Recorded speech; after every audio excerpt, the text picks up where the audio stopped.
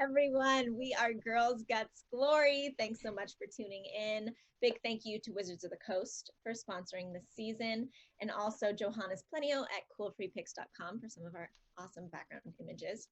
So yeah, thanks so much for tuning in. Check out our website, girlsgutsgloryrpg.com. We are working on merch. It might already be up there, so go to the website, check it out. If not now, it will be up there soon. So yeah, let's all go around and introduce ourselves. I am Kimberly Doherty, and I play Daisy Gamwich, a human artificer.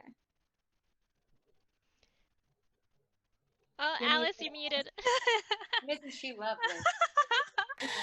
I'm Alice Gretchen, and I play Valara Nailo, your centaur bard. Erica, go! Okay. Hi, I'm Erica. I play Leaf, your goblin druid. Allie. Hi, I'm Ali Gonino. I play Alyssum Todrayas, your Eladrin sorceress. Kellen. Hi, I'm Kellen. Ooh, I'm Kellen Coleman. And I play Rufus Rippard, your rock gnome wizard. Rufus! We love Rufus! Rufus Rippard. I'm Rachel Seeley. I'm your DM. I think we should do every intro like that. Just say a name like it's an intro to a Nickelodeon 90s kids show. I'm David. I'm Michael. And I'm Janice. Anyways, welcome to Girls Guts Glory. Who wants to do the recap and maybe get advantage? It's open to any of you if you want to do it, if you think you have good enough notes. Anybody can take it. Does anyone want to? Kellen? Go for it. But I feel like mine's a little bit of a novel, so I feel like...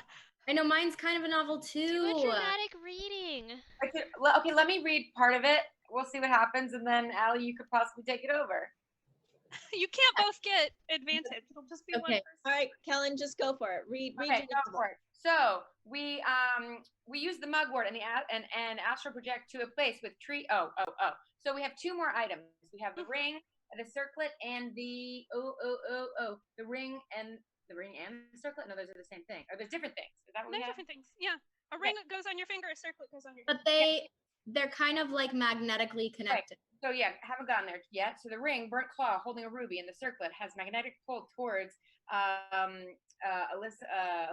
When she picks up the ring, she notices the connection. She picks up both and sees a symbol engraved on the ring: a half-closed eye with an 8-star pupil. Elegant tiara, is big silver leaves welded on. Oh, I should have just read this. Comes to a point. Opposite side has the same symbol, a half-closed eye with a star pupil. Anyway, this is a symbol for Etal, the god of symbols and secrets, popular with soldiers and people with PTSD, thieves, assassins, spies, people who are like sneaky. Extal comes in many forms, shaped shadows. Amatal, another god, is god of, I guess, burning light and suffering, brother of Etal, burning heat and sun, scorched earth. People who follow them sometimes burn themselves to may the light of Amatal fill your eyes, is something they say. His symbol is an open hand next to a sun whose rays piercing its palm. Something about a deep purple tabard, Virgil steps. Oh, those are the other items. We haven't gotten to those yet. So anyway, we may need to speed right. this up a So little bit. so I'm going to summarize. We astral project to a place where we get there. There's trees and river, and after a weird discussion about limbs and legs, we go forward and see children playing by a water, when 5 adult women wearing the same charm or necklace and head wraps. There's one gnome who's freckled everywhere. Another tall, ginger-haired woman, domineering, staring at her. They seem to have a little vibe going on. Valara presents herself to the kids. They love her. They're like, "Ooh, look at this, horse lady." Not what she is, but you know what I'm saying. And then Valara gets closer, and she sees the symbol of the orphanage she worked at. Symbol is a flower and the golden sun, so she has something there. Helena is the woman we were talking to. The gnome woman disappears. We notice that the hippo has the ruby eyes, the same ruby eyes as the necklace or something. It's the ring. Anyway, then we follow them back. Basically, we go to the orphanage. We go back with them after convincing them to let us come back. We go back. It's an etiquette school for girls, where it turns out that girls are disappearing. And that's the main thing there. We follow the ladies in the building, and then I believe we go to the lunch hall or something, the mess hall, and Artemis spies for us into another room. And what else are we missing? After dinner, we followed Helena into the woods. Right. Well, first there's the thing about Taravel. And Taravel goes to the proctor's office, and he has a conversation. And then Leaf becomes a cat? I was a fly at one point, and then I was a cat. And you follow the women, and they go outside, and then we follow Taravel. And that's how we got outside. And then basically we all hid, and then someone was opening a hatch. A hag came out. She saw us, went back in, and then Taravel started a battle with us. I'm trying to do the brief version now, but I can read you the exact thing. Sort of. Did you read? Did you hear what I can give you the whole thing. Opened a hatch? It was a portal. Portal. You said opened a hatch? No, I didn't mean a portal, and the hag sees us and goes All back right. to the woods. All Now, right. two of us are also Kellen. blinded, and two are Kellen. blinded. Alice and I. Kellen, Yeah. you get advantage 1. Hey! Write it down. Don't forget it. I will forget. Because if you don't use it in this episode, it's gone. It's gone. Okay. And for those of you who haven't seen any of it, we are in the afterlife and stuff's happening with some hags, and we got to take them down. Okay. If you're starting on episode, what is this, 8? Mm-hmm. You may want to start on episode 1. You've missed a bit. They're all on our YouTube. They are. It's true. Yep, this is episode 8. So, we left off in the middle of battle.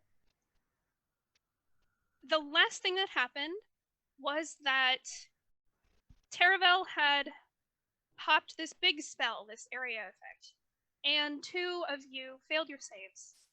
Valara and Rufus, you were blinded by this spell. You saw a bright flash, and now the light in your eyes kind of faded, and it's just dark. Not just normal nighttime dark, this is dark. None of you can see anything. That was the top of the round, so we are up to our next person in line. That is Daisy. Daisy, I have that you're currently frightened. Did you roll and succeed that? Do you remember? Oh no, I don't remember. They need to have a better place to write these things down in D&D Beyond. You do have... Get on it, D&D Beyond. Well, there is actually, if you go to conditions, add active conditions, there's blinded, charmed, deafened, frightened. Like, I'm currently frightened. Should be at the top of your character sheet. Even I put in blinded. Can you believe it? Wow. Okay. I'm proud of you. But should we just say I am? Sure. Okay. I am, because I failed to remember if I was or not. So I may have watched the last few minutes of the last episode, and Daisy was Good. not blinded at the end of the episode, or not. No, not frightened, blinded, frightened. Not frightened at the end of the episode. Did she do her? Because frightened, you have to do disadvantage on ability attacks and attack rolls. Do you know if she was doing? I don't think she was doing disadvantage. Disadvantage.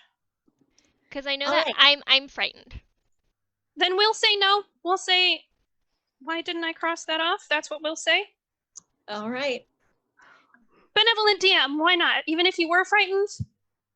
Cool. I'm nice to you guys. You are no longer frightened, and it's your turn. What would you like to do? All right. Where am I in relation to everyone else? I believe last we left off, you were all in. So you're looking at the crossroads. You're currently off to the left side in this bank of trees. That's where I think everyone had been left off. And the fight is mainly happening in the center of this crossroads, and Helena is up in there fighting. I believe she's the only one that has left the tree line. I think Alyssum is still above you guys in the trees. Leaf has been running away because Leaf did not succeed on their frightened wisdom save. Valara was behind a tree about 15 feet away from you or something like that. You're still in that tree bank. I think that you sent out Artemis, and Artemis is up against Taravel right now as well. All right. Well, I'm going to shoot Taravel with my crossbow. All right. Roll to hit. That's not going to hit. What was it? It's an 11. An 11 will not hit, unfortunately. Okay, I'll shoot again. Okay. 14. 14 will not hit. All right. Well, Artemis, go. All right. What's Artemis doing? Okay, Artemis is going to go and try and like chomp on Taravel. Take another chunk out. All right. Go ahead and roll to hit for Artemis. Taking a bite. I don't know what to add, but it's not going to happen. I rolled a 3. So yeah. Unfortunately, I think Artemis has been able to calculate and analyze the situation, and sees that some of her companions are blinded, and it scares her a little bit. So she doesn't quite make the snap. It just grabs a little bit of the robe and then lets loose. Okay. All right, Leaf, it is your turn. I believe you can make another wisdom save to see if you get out of this fright. Let me check. I would like that. Mm-hmm. Boop, boop, boop. It's okay if you don't know the rules. Can I roll? Yes, go ahead and roll. Wisdom save?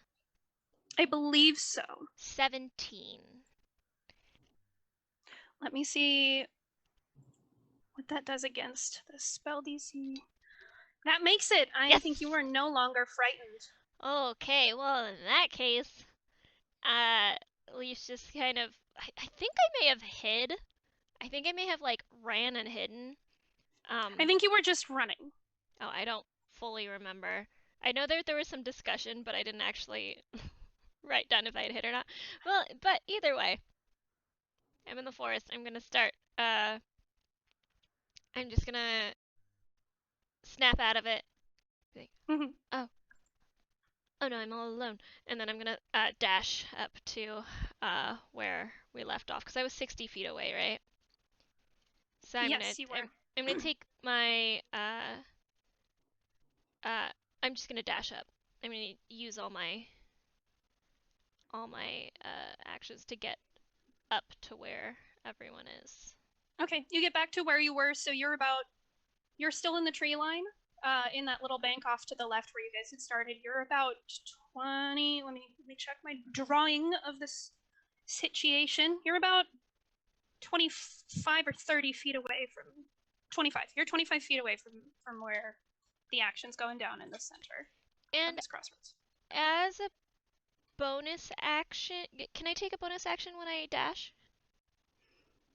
I don't think you can, because I think dashing, it's your full turn to move and then move again.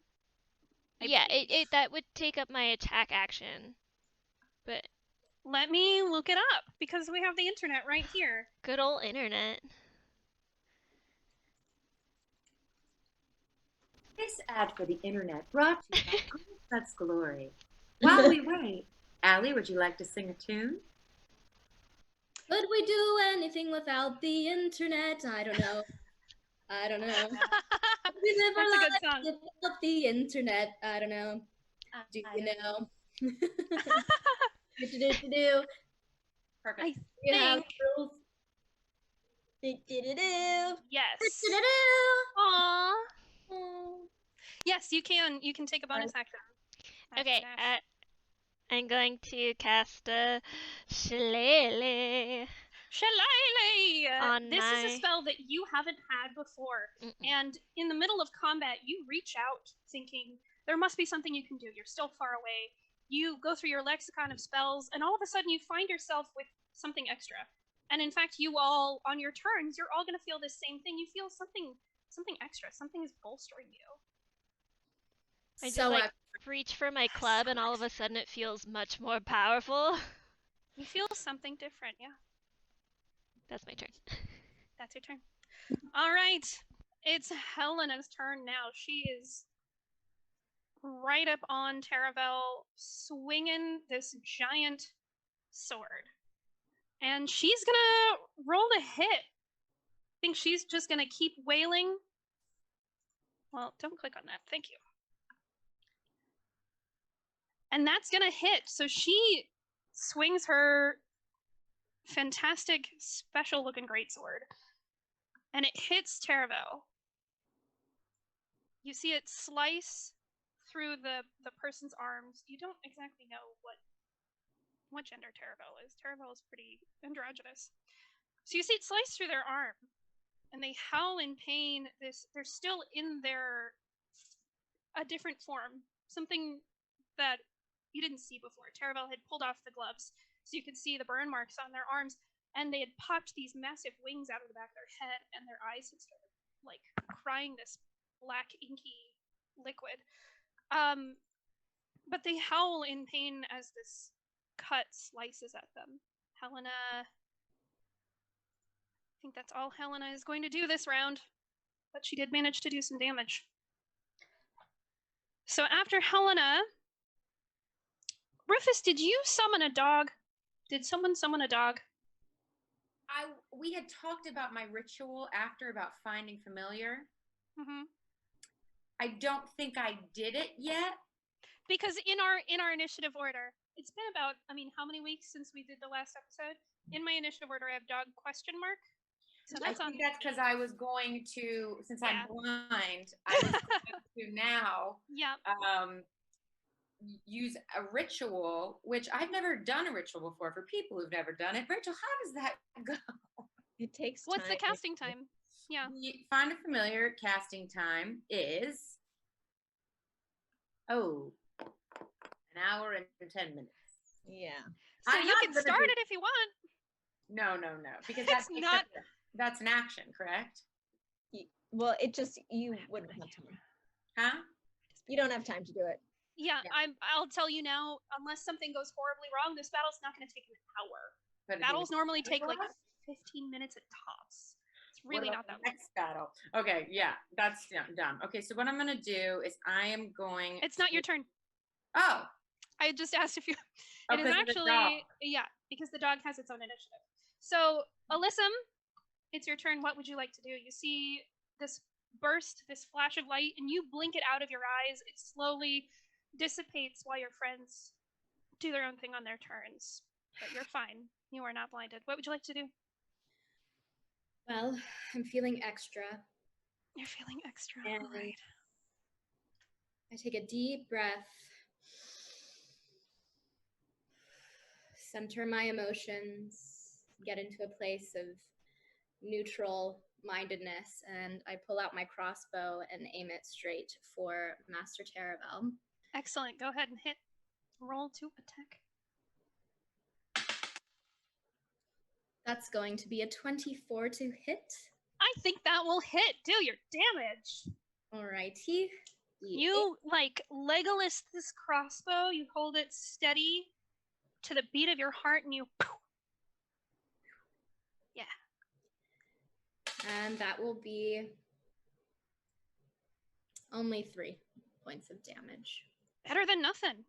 You shoot this crossbow bolt. It goes singing through the air. Looks like it cuts deep right along the top of the shoulder. It just drags into the flesh and then disappears into the forest behind with a little. Anything else you'd like to do? Can I do that again? Wait, don't you have your spiritual weapon up? I don't think so. Okay. Oh, do I? I don't remember. Do you have it marked off? Actually, yes, I do. It's behind him. I remember that. Oh, right. That would be your bonus, though. Do you have 2 attacks? I don't think you have the ability to attack twice. It's a special feat. I can use it as a bonus action. Yeah. Okay. Yeah. You can move an attack as a bonus action with that. But it's right on top of him. It wouldn't have moved, so. Oh, wait, no. Shh. Pull up the table. Oh. 11. Will not hit. No. You see your spiritual weapon behind him over their shoulder just swirling. But it doesn't do anything. It's that Wi-Fi connection. It's the Wi-Fi connection. Your connection to it is just a little spotty. It's a little... A great distance. Spotty. Valara, it is your turn. You are currently blinded. What would you like to do? Okay, so can I do Dissonant whispers. That look at the spell component. So all of my spells have a V next to them. I don't remember if that is vocal. I think it is. That's verbal. Verbal. Verbal, So yay! you can do that. Remind me, is Dissonant Whispers you have to roll to hit? Dissonant whispers, no, you have to make a save. Like one creature that I choose, I whisper a discordant melody that only one creature of my choice within range can hear, which is 60 feet, racking it with terrible pain. The target must make a wisdom save. Interesting. Because this is something that I think you might have to have sight to choose the person.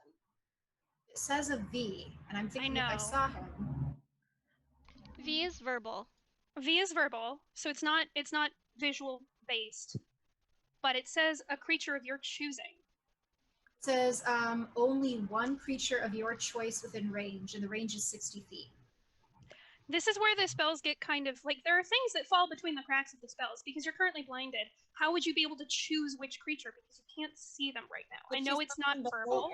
The same way as like if I was blinded in real life, but I knew you were standing in the court over there, I would send it to you. Yeah, because I feel like it would say a creature you can see within range if it needed to be visual. Yes, I understand that, but this is a special condition. I'm gonna let you do it. Okay. Yay. So go ahead. Thank you. What is the DC? So the spell save is 15 wisdom. 15 wisdom. All right. That is going to make it. Unfortunately, it was a natural 18 on the die. Then you're going to take half damage Mm-hmm. of. Let's see. So half of 23, rounded down, right? So that would be like 11. Like, yeah.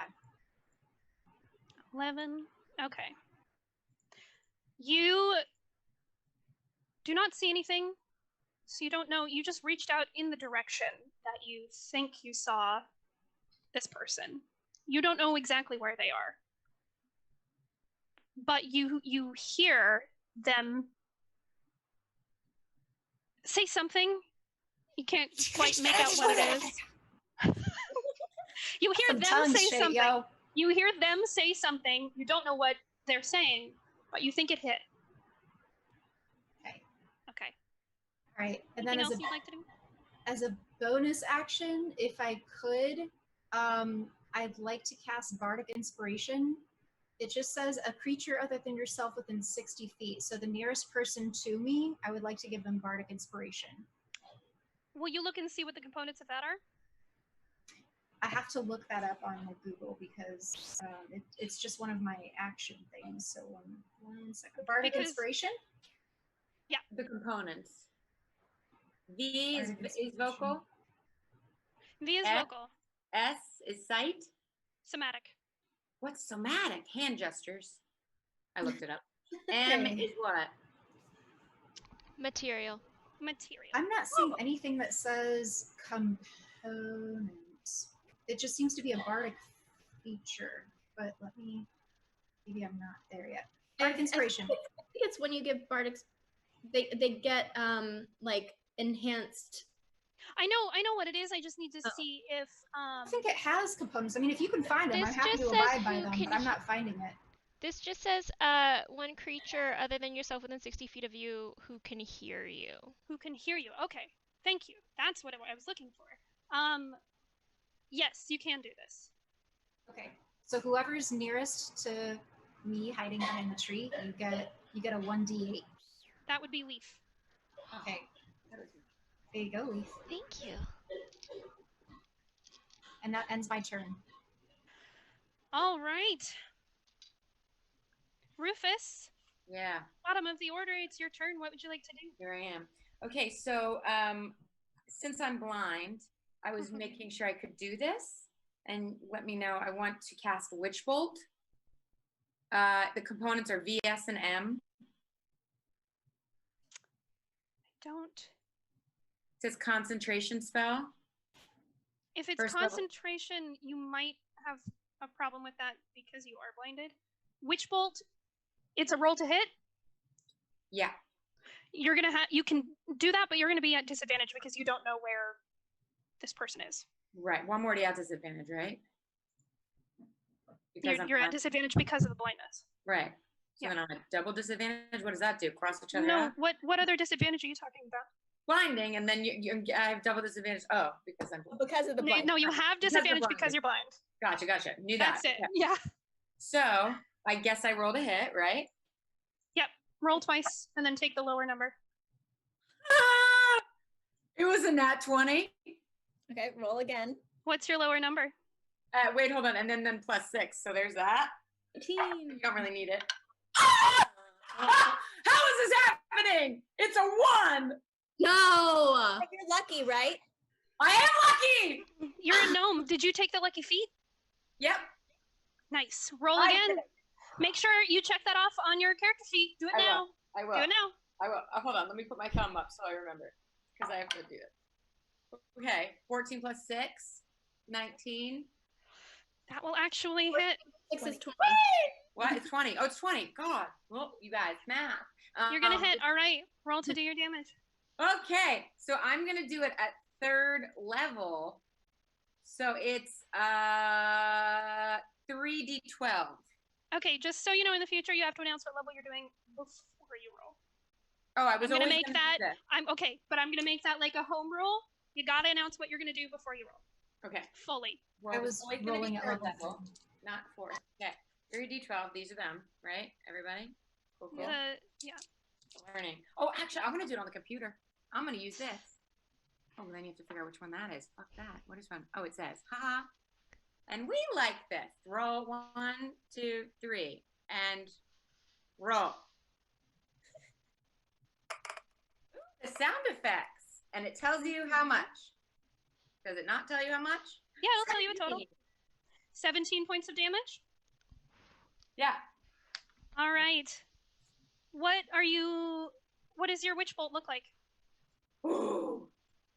I want it to be blue lightning. Blue lightning? All right. Yeah. Blue lightning streaks out from a point in the middle of that bank of trees. Somehow, miraculously, doesn't hit any of you. It very nearly hits Daisy. You see it go right by your head, terrifyingly close. It doesn't miraculously hit any trees, and it slams into Terabelle. And you see this lightning like hit and then scatter across their whole body, and they yowl in pain.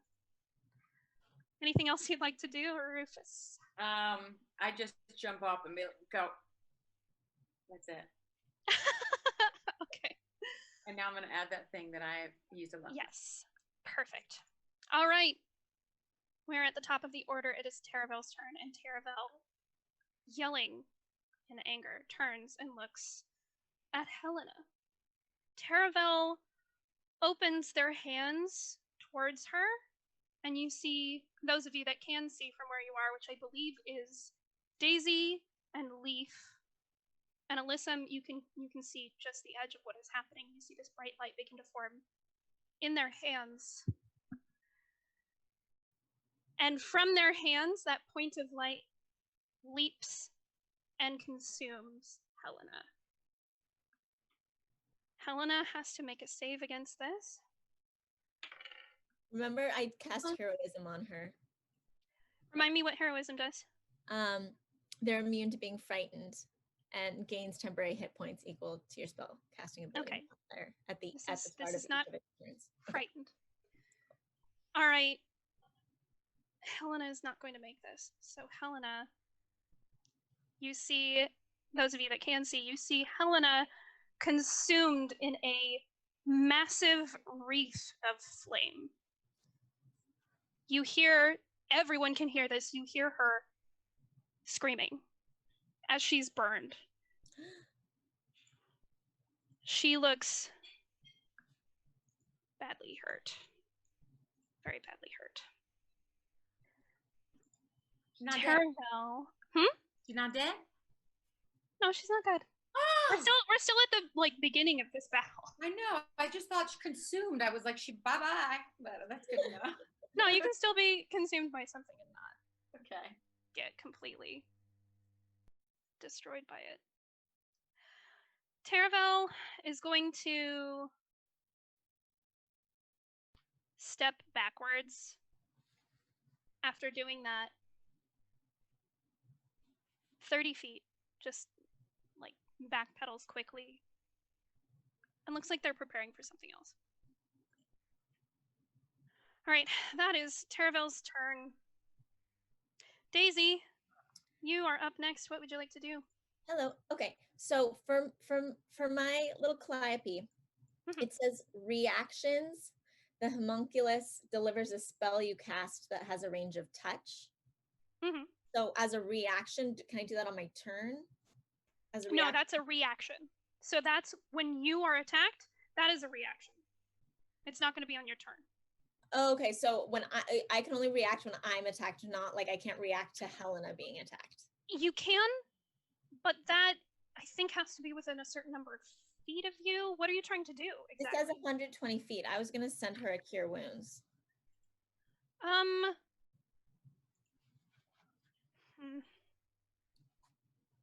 don't That's something we haven't done yet in this. Yeah. Can you read that to me real quick? So it says, as a reaction, it can channel magic. The homunculus delivers a spell you cast that has a range of touch. The homunculus must be within 120 feet of you. That's so strange to do in the middle of combat because that's going to be you casting the spell on your homunculus, the homunculus moving, and then casting the spell. That's 3 things that should be within a turn. So I'll let you, as a reaction, how about this? I'll let you, as a reaction, cast the spell on your homunculus, on Calliope.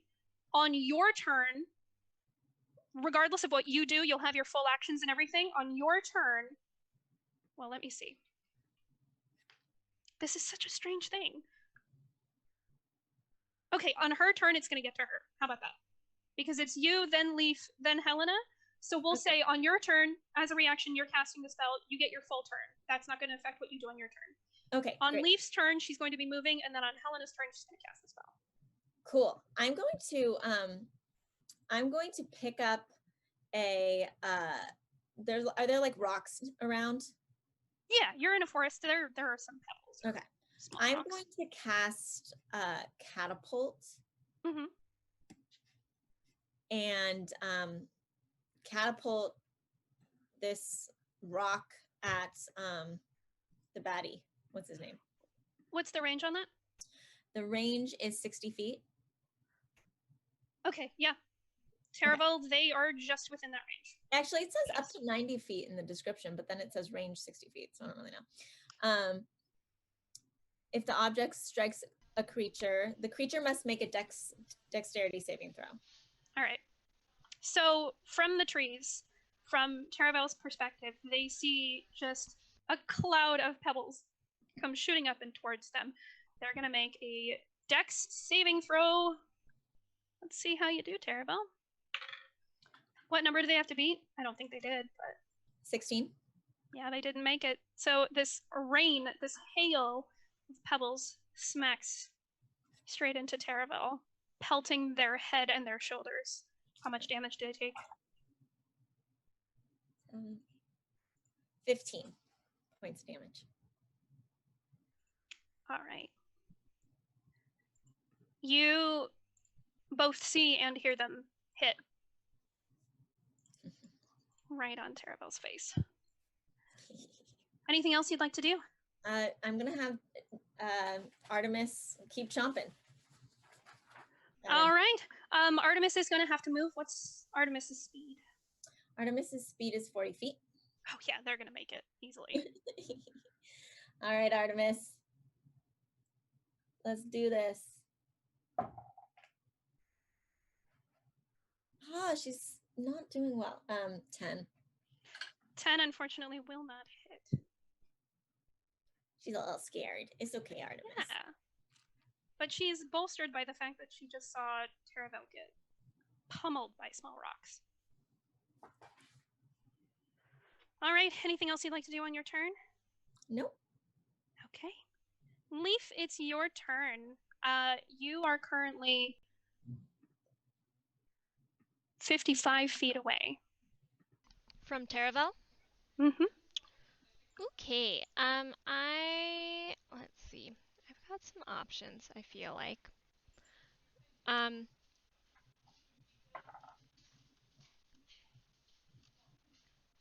Oh, wait, hang on.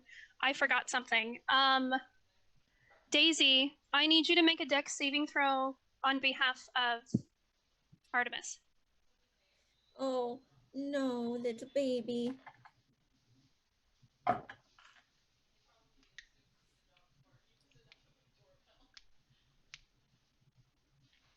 15.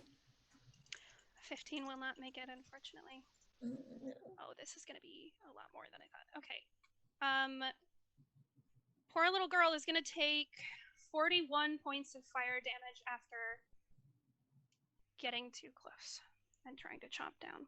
No. She's gone. She's gone? Okay. Is that the second one you've had of her? You had to remake her again, right? Well, no, She's had many iterations. Last time she was okay because, yeah. But I'll have to make her again. Yeah, we're going to have to figure out what version she's on. Maybe we'll make a homebrew thing that maybe for each version she gets a little bit stronger. Yeah. We'll look into that. Okay, Leaf, it is your turn. What would you like to do? We're outside, right? We are outside. I'm gonna start waving my little hands around. Some storm clouds are gonna show up, and I'm gonna call lightning this beautiful snitch. Perfect. At I guess regular's 3rd level. Why do I have 2?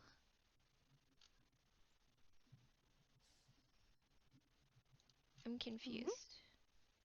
Do you have it twice? No. Oh, I guess 3d10 is the base damage. It does a lot, yeah. Oh, okay, yeah. So I'm going to do that. Is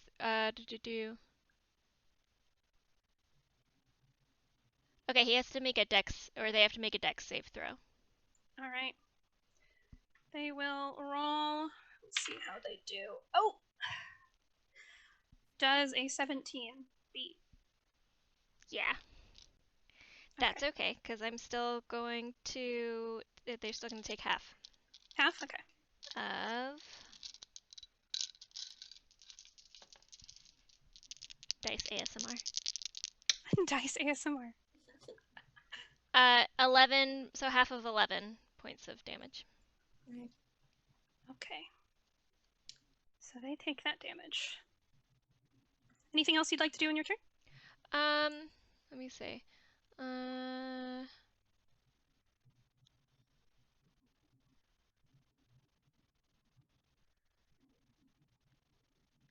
So I can keep this lightning up for 10 minutes. Okay. I just had to clarify that. Is that a concentration? Yes, it is. Okay, cool.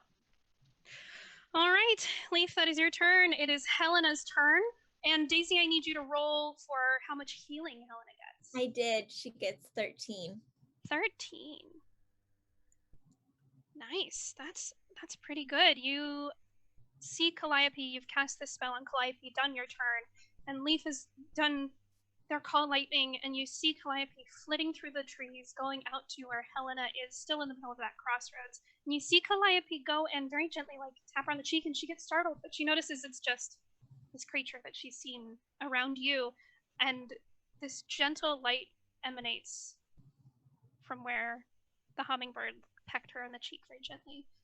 And she breathes in deeply, rolls back her shoulders, and she is going to run forward and attack again with her beautiful sword. Unfortunately, she swings and misses.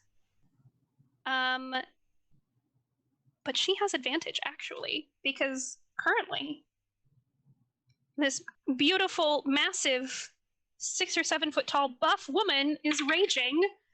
That was worse. Never mind. She's not going to do that. But yeah, I think that's all she can do. I think that, no, okay, we're going to leave that alone. All right. That is all she does, but she is right in front of Taravel, looking like a bull, breathing heavily through her nose. Alyssum, it is your turn. What would you like to do? Currently, Taravel is about 60 feet away from you at an angle. Yeah. Actually, probably a little bit further than that, but for this purpose, I'm going to say about 60. I'm going to draw my crossbow once more. Mm-hmm. Take another deep inhale, settle my nerves, and unleash the arrow. For a natural 1 to hit. Oh, no. Your arrow goes flying. I need you to roll a d4 for me real quick. Oh no. Because unfortunately this is a 1. A what? Because you rolled a 1, I need you to roll a d4 for me. That's gonna be some damage for someone. A 1. A 1? Yeah. Okay. Unfortunately, you were readying this attack when Taravel had moved. And Taravel has been shifting around a little bit, so you've been trying to aim with your crossbow, and you fire, not knowing that Helena ran in.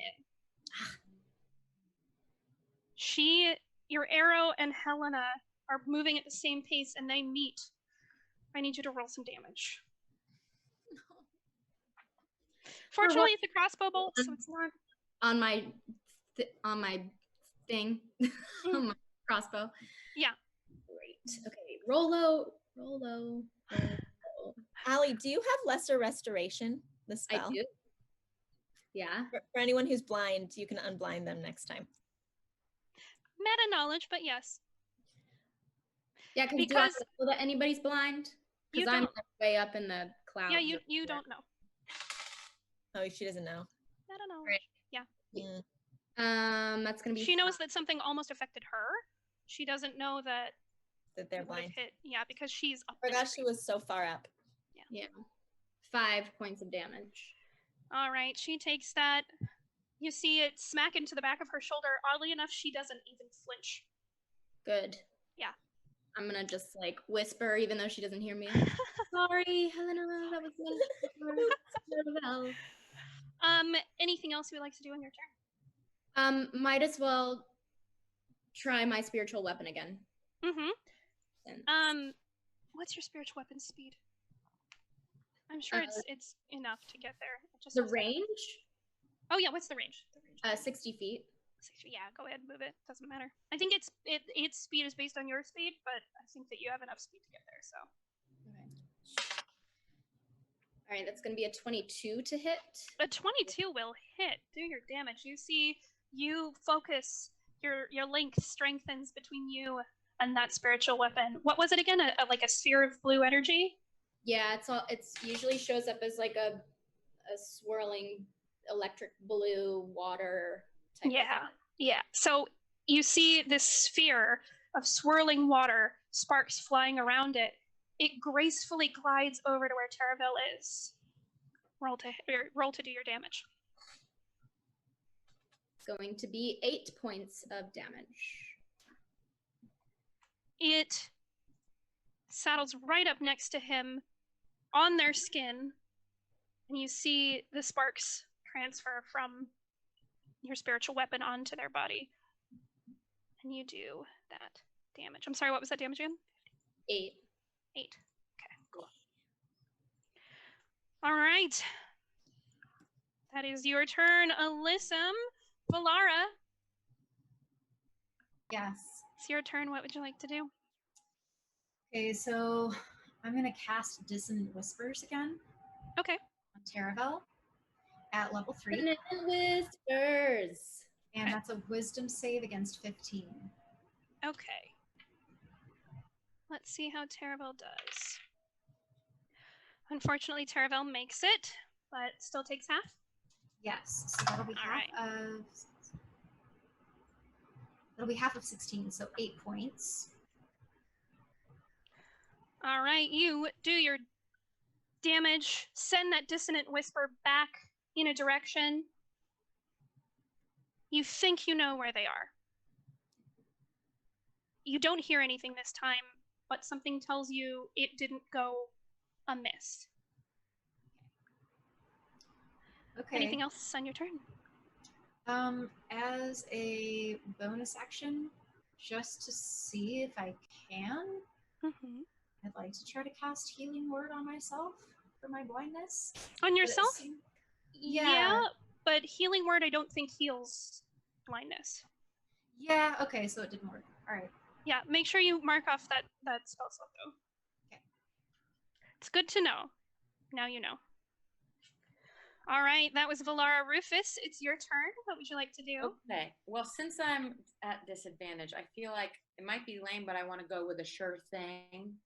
Okay. So, this witch bolt, on each of your turns for the duration until you do another action, you can use your action to deal 1d12 lightning damage automatically. You can, however, Taravel has moved, and you did need to roll at disadvantage to hit in the first place. So you Okay. can roll, you can do the same amount of damage you did last time. Did you write down how much damage it was? It was 17 points. Okay. So, Sound right to everybody? yeah, we'll Okay, say, yeah. whatever. I'm the DM, I make the rules, I say it's fine. We'll say 17. It doesn't matter. It In the was. long run, I'm pretty sure it was doesn't matter. 17. Because it's a game. So, I'm going to, because Taravel moved, you don't know if they're still in that same spot. Roll to hit again with a disadvantage. Okay. And also, do I automatically get as many d12s as I use, or is it just the one? 'Cause It's it said one. 17. So you maintain that exact amount of damage. Oh, even okay. Yeah. All right. So if it hits, it will do 17 again. And it's true. So I add the 6 again. Okay, so 18. Wait, did you roll 2 and take the lower Did you roll number? twice? No. Yeah, remember you're at disadvantage. I know. I forgot. 16 All total? total of the lower one. Yeah. 16 will hit. All right. They are going to take another 17 points of damage.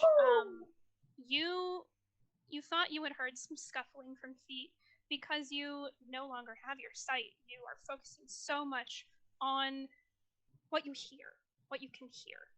And you think you heard feet scuffling and you're hoping, please, please, please let it not be Helena or one of my friends. And you hear a distinct voice that is not one of your friends, howling in pain as this witch bolt goes flying again. And Daisy, it actually, because of the angle that Taravel moved, you had seen this witch bolt go very close to you on one side. You see it go very close to you on the other. It didn't hit trees. Miraculously. Rufus, you are on top of things. If so to concentrate on this and to keep this up for, is that a minute? No, this is not a minute. Each round is like 6 seconds. Oh, wow. Okay, we love Yeah. that. So my Yeah. question is do I lose my concentration if I jump up and scream like I might have done the first time? But No. Okay. Concentration is like if you like attack or do another concentration. Okay, so I'm still concentrating on that spell, but for my bonus, I just want to say, I can't see. So you all hear, including Taravel, Rufus screaming, "I can't see!" Just because I feel like I forgot to say that. I would have said that as soon as I went blind, be like, oh, I would have screamed that I could not see. Gotcha. So the reason you didn't is just because you were trying to blink and think. Probably. Because it's only like 60 seconds. There was a little bit of a delay where you were going, no, I can't be blind. I wasn't blind before. Why would I be blind now? But now you realize I'm blinded. Yeah. Can Valara react to go, I can't see either? It's not your turn, but I'm the DM. Why the fuck not? Yeah. So, Alyssa, you now know 2 of your friends cannot see. To know. All right. I would have said that. I would have, definitely. Okay. So now, however, Taravel knows where all of you are. Great. And it is Taravel's turn. A point of light opens in the sky above you. Above who? And I need all of you. Bright, blinding light shines down from a point, and I need all of you to make a con saving throw. Woo!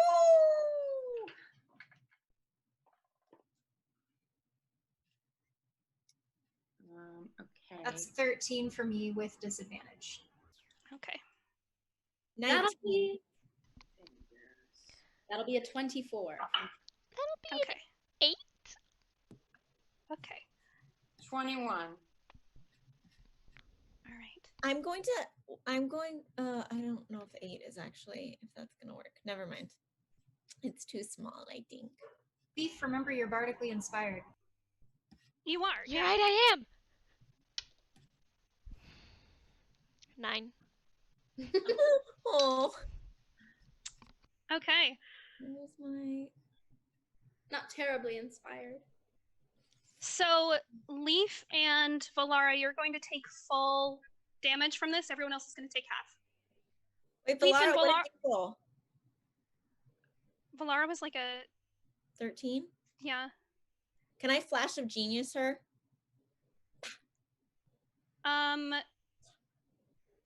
What is that? Hang on. As a reaction? Yeah, it says when you or another creature you can see within 30 feet makes an ability check or a saving throw, you can use your reaction to add +5 to the roll. Yeah, I'll allow it. All right. So 18? Yes, everyone but Leaf is going to take half damage. Leaf, you're going to take 29 points of radiant damage as the light of dawn, pure blinding dawn, shines down on all of you. So everyone else is going to take half of that. Ouchies. Yeah, you are hurting. Wait, sorry, half of what again? Half of 29. Let me do. 18. I have a calculator 14? open. 14.5. 14. Yeah, 15. Well, does it roll up? Yeah. Damage. 15. Yeah, I'm gonna say roll up. Why not? Some DMs say roll down. I'm the DM. I'm in charge. Who cares about the rules? They're guidelines. I make the rules here. So yeah, you can roll up for all damage, including your own. When you do damage and it's halved, you roll up as well. Okay. So Daisy and Alyssa, you're the only ones that can see this on their turn as well. After doing that, they had pointed a finger up in the sky to do this damage. They step back again, so they are now 85 feet away from all of you, down a road. And they also do something. You don't know what, but they do something else to themselves. To themselves? Mm-hmm. You see them touch their chest, touch their collarbone, and they do something else. You don't know what. Okay. That is Taravel's turn. Daisy, it is your turn. What would you like to do? Okay, so I'm going to run just so I'm within 60 feet. What's your speed? My speed is 30 feet. Them? Yeah, them. Okay, you're about 55.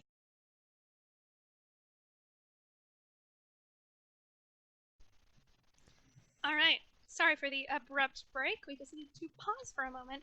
So, when we last left off, we were in the middle of Daisy's turn. Daisy, you had moved your full speed. You were 55 feet away from Taravel. What would you like to do? Yes, so I run forward until I'm 55 feet away, and then I command more pebbles, this time at a second level, at Taravel. Okay, you send another fleet of pebbles flying through the air. This time more. More? Okay, higher level. Okay. Mm-hmm. And he needs to do a dex save. A dex save. That's 16. Right. That's right. That's gonna make it. But does he take half when he fails? What did he or when roll? when he succeeds? He got an 18. Okay, let's see. Unfailed save, the object strikes the target. I thought it took. I guess it doesn't give you damage. I thought it gave damage either way. He just missed the rocks. Even though you're closer, somehow you're being very cautious, trying not to hit Helena as well. And you're a little overly cautious. You sling those pebbles and they go a little over everyone's heads. Okay. Anything else? Well, on my bonus, this time Calliope is going to go after him because she's over there with them, and she's going to like stab at him with her little beak. Okay. Roll to hit. Little Calliope.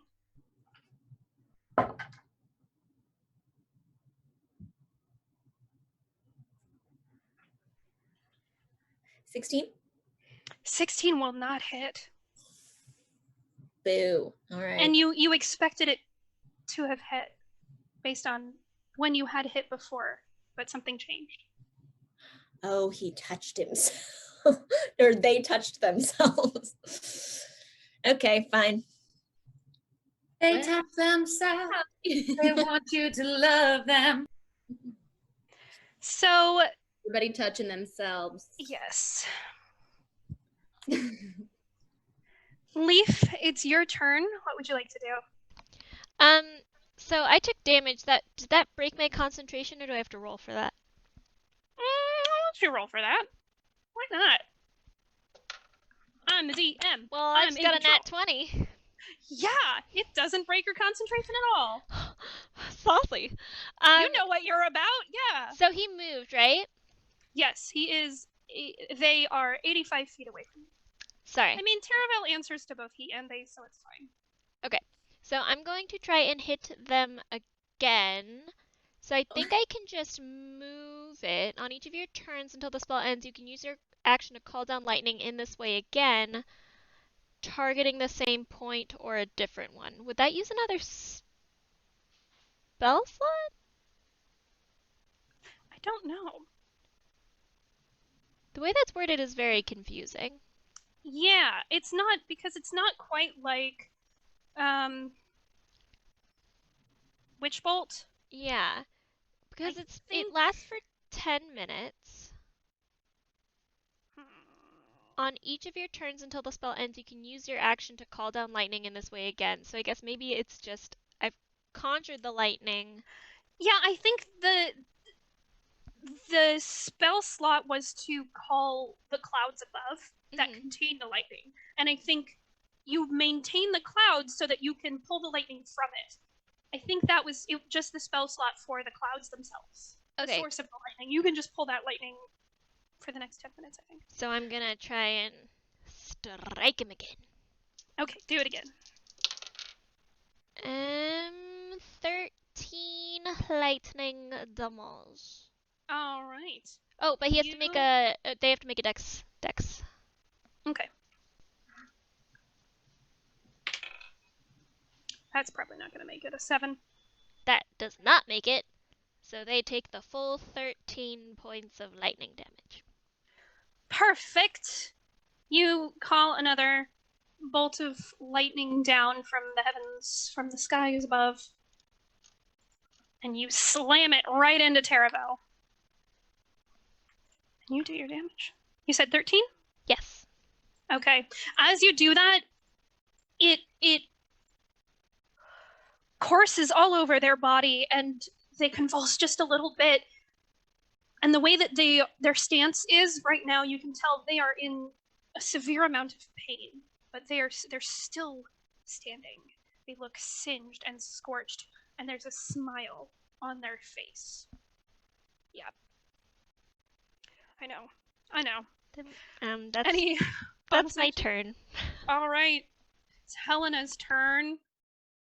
Helena is a little confused, seeing this going down, but she's going to run in and slice again, taking these massive, powerful strides. This hits. All right. Helena is going to do...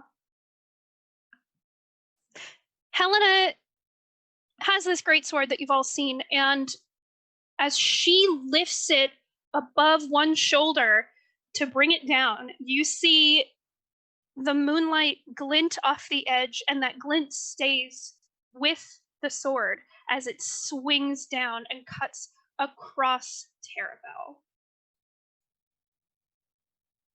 And this noise begins to build. It's very quiet at first. Taravel looks frozen in a position of pain. And their fingers are curled, and their face is agonized.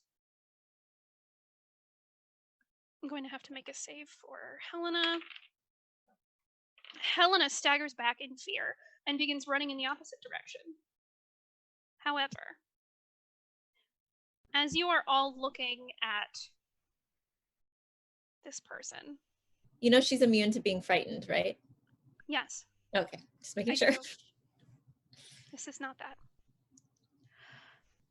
As this is happening, I need you all to make a charisma saving throw. All of us? Mm-hmm. Everyone. I have advantage. You have everyone advantage. Oh no. Thank God I have advantage on it. Well, wait, what do you mean? Hang on. What do you mean? You have I have advantage because you're a gnome. Intelligence, wisdom, and charisma because I have gnome cunning. Gotcha. Perfect. Yes. Okay. You don't add it. Oh yes, you can hold on. No, it's just Rufus because he is a gnome. Good thing because my charisma 0. How is that possible? Have you met me? I met him. You made him that way. That didn't help me, by the way. Okay. 11. So Daisy, oh, okay. Alyssa rolled an 11. Daisy? I rolled a 14, but then I'm gonna flash a genius again. I only have one more, but I flashed a genius, and now it's a 19. Okay. I lied. I had a 13. You had a 13? Okay. And Leaf? I rolled an unnatural 1. Okay. Well, it's not a natural one, so. Valara? I had a 13 with disadvantage. Okay. And Rufus? An 8. I mean, I do have lucky, but I did not say I was going to use it. Okay. Do you want to use it now? I'm not going to tell you if you succeeded or failed. I mean, 8's real low. Yeah, I'll use it. Okay. Normally, I wouldn't let you use your advantage and lucky in the same round, but Sure. Yeah, go for it. I'm the DM. I make the rules. Yeah, well, it helped a little bit in 11. Okay. As you're all watching, it's a very tense moment because nothing's happening, and you still hear the pattering of Helena's feet as she's running away. And Daisy, you instinctively, something about this makes you nervous, so you back up, you backpedal, and you get to a tree and you hide behind it. The others, you don't quite know what's going on. You're looking forward, and Taravel, something happens, and from a point in the center, Taravel begins to crumple, like a paper ball that someone is smashing closer and closer and closer and closer until somehow there's no like viscera, there's no blood, there is the sound of cracking, and it is disgusting. It sounds awful. They're not like bleeding, there's nothing coming from him, but they become just a small point. They're crushed to the point that they're a tiny obsidian orb, and you see a light within the orb flicker, a red light, and then it explodes into this dust cloud, and everyone except for Daisy is going to take 16 points of necrotic damage in this cloud of dust as you inhale it. But we are now out of initiative. And as you're all coughing and sputtering, except for Daisy, and recovering, Helena comes back, skirting around the edge of this cloud that's still hanging in the air but slowly dissipating. And she comes to the edge of the road, gets close, and looks to all of you, and she wipes some sweat from her brow. Are you all right? I cannot see. Yeah, I'm going to come down from the top of the tree. I come down to meet them and walk over. I mean, I'm blind, and I'm hanging on by a thread of hit points. You don't know what hit points are, but you know. You should not have followed me. I'm glad that you did, because I would have died without you, but you should not have been here. We know you would have died, honey. I'm glad you didn't, though. We came here to save you, remember? Daisy is going to run to Artemis with her smith's tools, because if they've died within the last hour, you can go ahead and rebuild her. I can use my smith's tools to revive her. Yeah, you can go ahead and do that. So you go over there, you crouch, and you spend some time picking things up. From up the road where you would come from, where the house is, you hear the pattering of feet, and not trying to hide herself, the gnome woman is coming up the road, and she sees Helena, and she begins to run faster, And Helena turns, sees her, and goes, Eloise, it's fine. And Eloise hits her square in the chest and holds her tightly because she can tell that Helena is bleeding a little bit. She has like a cut along the side of her face. And they stand there in the street and hold each other for a long minute. And you notice that Eloise has been crying, maybe out of fear. And as you're watching this scene, you're casting your Lesser Restoration, you're healing yourselves, you're taking care of things, and Artemis, you begin to feel that nauseous feeling again, and you go, oh, I guess we're about to leave. And Helena turns to look at you, and she says, how can I thank you? You can come with us. There's some hags we're trying to get rid of, and we think you might be able to help us, given that you're such a wonderful fighter. Yes, of course, the hags are the ones that are taking the children. Taravel was selling them. That was where we were going to go next, so gladly. Yeah. Eloise, you can come too. She would have come anyways, and she looks down at Eloise, and Eloise looks up at her, and there's a soft smile on both of their faces as they lock eyes. And that nauseous feeling gets a little bit stronger, and there's a blink. Your vision blinks a bit. You all close your eyes, try and get that nauseous feeling to go away, and when you open your eyes again, you're all standing in a circle, holding hands. Eloise and Helena are standing in the center of that circle, where that portal would have been. Just like Rufus and I see. You can see now. And Depp is nearby. As usual, he comes back into the center of the circle, ducks under your hands, and goes, oh, hello, ladies. Excuse me. If you'll just come with me, I'm going to take you someplace where you'll feel a lot better. And Helena and Eloise both look very disoriented, but they follow Depp out of the room, holding hands. I need Alyssum to roll a quick religion check. Okay.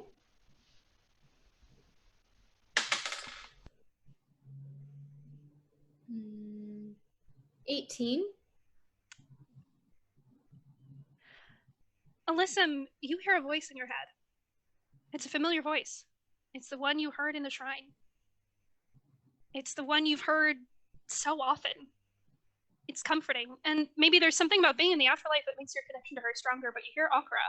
You hear her whispering in your head, and she says, you have to hurry. And you feel a sense of urgency. There's a timer ticking, and you have to move.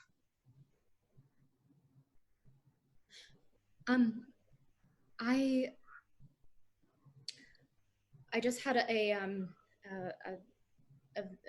hearing vision, if that makes sense. I just heard my god, and she said that I need to hurry, that there's a sense of urgency, and that we need to get a move on. Oh, I wish we had time for a rest, but it doesn't sound like we do. Me too. If I go in another battle, I'll probably... Who needs healing? I can heal. I'm basically on almost nothing. Okay. I can do mass healing word. Up to 6 creatures. So I can heal all of us. And I can also do a song of rest at the end of well, we don't have time for a short rest on. This would be never mind. Mass healing word would be at a level 4 spell slot. So what's this say? I can see within range. Regain hit points equal to 1d4 plus my spell casting ability modifier. This spell has no, okay. Healing increases by 1d4 for each slot level above 3rd. So would that be 2d4? 2d4 plus whatever your spellcasting modifier is. If you're casting at level 4, it would be 2d4. Okay. It wouldn't be for each level?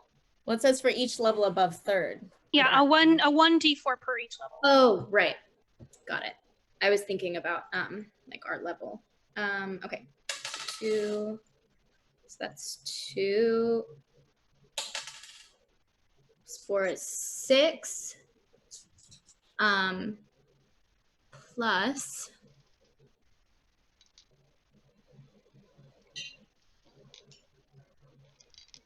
Your modifier 1. 10? 10. Everybody regains 10 points. Healing. Write that down on your sheet. And if you want, I can Anyone else have healing? also bring out a healing spirit really fast. It won't do much, but it'll do something, you know. I'm at half my points. Wait, you guys. On here it says effect is 4d8 plus 4. That's. I think you're looking on D&D Beyond. If you're casting it at a spell slot, it'll tell you then. This is how much you're rolling. Yeah, the effect is 4d8 plus 4. Yeah, that's. Oh wait, I'm sorry. You know what? That was cure wounds. Oh man, I should have done that. You can only do like one person. It's one person. Yeah. Oh, got it. All right. So I'll quickly conjure up a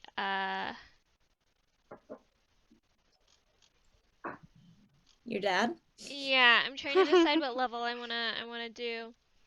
I feel like we need to do. I'll do 4th level. Just because I feel like we kind of need it before we go into. I don't need healing if that makes any difference for number of people or anything. I need a little bit more. I'm really need a little bit more. So a giant frog appears. And Is that what he looks like? Yeah. And anyone who chooses to go through him. Are you kidding me? I rolled 2 1s and a 2. So 4 points of healing. But it says but I think if people want to, I don't see why they couldn't go through more than once.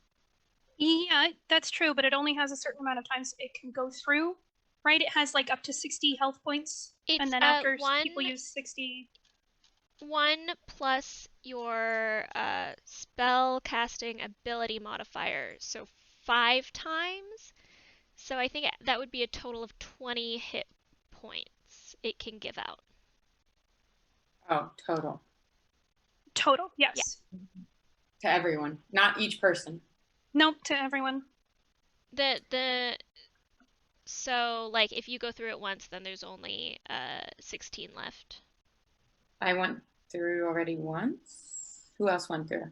I have gone through, so that's 2. So that's 12 is left. How many hit points do you have, Cal? I have 33 now. Okay. I have 40. I have 31, so I'm gonna go through maybe another time. And then you have how many left? Then I'm at 35. I'm at 33. I was at 19. So There's two more charges. So, 2 more? Yeah, so we can each go through one more time, Cal. Okay, but does Alice need points or Allie? Or, You guys are like 2 points less than me, so you guys go ahead. We could each go once. No, I'm gonna cast Healing Word on myself. Oh. Or maybe I should do cure wounds on myself. I have no healing abilities, which is really great. So now I have 37 out of 50. I went through twice. I might also do a 2nd level cure wounds on myself because I'm still only. I'm gonna do cure wounds on myself as well. So that's gonna be 7, 10, 11, 15. Nice. Alyssum, you're still feeling that sense of urgency. It's not going away, just so you know. Friends, I know we're all healing, but I really do think that we need to go ahead and pick our next journey. Yes. What item is calling to you, Alyssum? I'm feeling like we should I'm going to walk over and pick up the scimitar. It feels right. Yeah. And hold it in my hands, and there's like a vibration coming from it. It feels right. Yes, I think we should take the journey with the scimitar. All right, Calliope, Artemis, come. They come and sit behind you in the circle. You all join hands again. And just like before, you get this nauseous feeling like there's something churning in your stomach and you're being pulled. Your entire being, your soul is being tugged in a direction. And Alyssum, you focus in the center of your circle. You imagine that portal opening and you're all drawn into it. And it's really disorienting coming to, because when you open your eyes, you're already in movement. You're all already walking. You are in the middle of a massive crowd. It's nighttime. There are a lot of lights. There's music playing. People are gathered in this city's center. And it looks like there's a festival going on. And anyone who wants to figure out what this festival is, roll a history check. Yeah, I was going to roll a history. Artemis, stay close, darling. Ooh, that's a natural 20. Oh, perfect. I love that. I rolled 18, Oh, good. but it mattered. I get to tell you all about this stuff. I like it. 16. Okay. Kelly, you're muted. Good. This is not considered a magical item, so I don't think I No. a special thing with it. So I don't. Mine is too low. It's just a 7. Okay. Leaf? I don't think Leaf would know anything, so I didn't even roll. I was like, Leaf grew up in the forest. Yeah, that makes sense. That's perfect. So Leaf and Rufus, you're both way too distracted. Leaf, you smell food. There are fruits cooking. There's sweet and salty scents in the air. You are still walking. You're all walking in a line. You seem to be going in a specific direction. You don't know why, but that's the direction you were already walking when you came to. You are passing by this booth that has, it looks like a giant metal plate on top of a fire. And on this plate, there is what looks like a lotus blossom that they are currently pouring spices and oils onto, and it is getting cooked there, and it smells fantastic. The aroma is amazing. And Rufus, you're too focused on the music that's playing, because these are instruments you don't really normally get to hear. There are bronze bowls that people are playing on, and there are tambourines, lots of bright, tinny sounds. It's beautiful. Everyone else, especially Alyssa, you have heard of this festival. I'm very excited you rolled a nat 20 because I can tell you all about this festival. You've heard of this place. You've never been here before. You don't really know a name. It's not too far from the coast of Oasis, which is why you know this so well. It's an island, one of a massive string of islands. There are a lot of islands off the coast of this entire continent where you're from, but there's a big string of islands that are all a part of one nation. And this festival is known throughout the land because it takes days. It goes on for about an entire month. The story behind it is that the indigenous people of this island, one of their neighboring countries a long time ago, another massive neighboring island or string of islands, they were overtaken by a tyrannical ruler. And this festival is celebrating when the people of that island came to the indigenous people of this island where you're at right now for aid in overthrowing this tyrannical ruler, and they worked together. So this is a festival of unity, of a good neighborship. And as you're passing through this crowd, you are overtaken by these beautiful smells, these scents, these sounds, and you're watching as Valara, you are particularly intrigued by this. There's a dance going on in the center of this square. This is what the massive I'm already crowd is. dancing, my love. I cannot help myself. You actually know this dance. So this dance is called a step dance. And it's a very dangerous dance. It's a dance game that people play. There's a circle of people in the middle of this massive throng of a crowd, and everyone is watching as they crack whips. They're sitting on the floor. They're cracking whips at the feet of people, and these dancers have to dance around these whips. So it's fun, but it's also dangerous. I join right in. I'm confident. I have my flaming whips, and I am joining right in. Roll a perception check. You've done this dance before, but roll a perception check. I want to see It's only a 6. So you try and join in, but without even getting through the crowd, you notice it's very, because it's so dangerous, there's a very specific number of people, and they have to be incredibly well trained in this to make sure that they are cracking the whip at a certain speed and at a certain time in this song. They know it's always the same song used, and they know it by heart. So they know when to crack that whip, and they know just how to do that so that they can avoid the ankles and the feet of the people that are dancing. This is a lifetime's work. It's a very specific dance, and it's a dance that is known throughout this string of islands. So this fantastic, cheerful, bright festival is happening at night. It's very humid here, and over the treetops, over the roofs, you see jungle. Massive palm fronds and trees that thrive in heat, huge ferns, brightly colored flowers. You hear bird calls outside. You hear people singing and chanting along with the music. It's a well-known song. It's almost like an anthem. And you continue along this pace in the direction you were going. There's something pulling you to a specific place. And as you get through the crowd of people, you go to the other side of the town, and you realize you are on the edge of a cliff. This town is on top of a massive cliff, and at the edge of this cliff, there's a couple people gathering on what looks like a wooden loading dock, but right on the edge of the cliff. It's just a dock that goes out from the cliff face down a sheer drop. These people are all gathered, and you get right to the edge of this small group. It's just about 5 people, and there's 2 people standing on the edge of the dock talking to the group. And you blend right into the back. And you don't even need to roll for this. But there are these 2 people.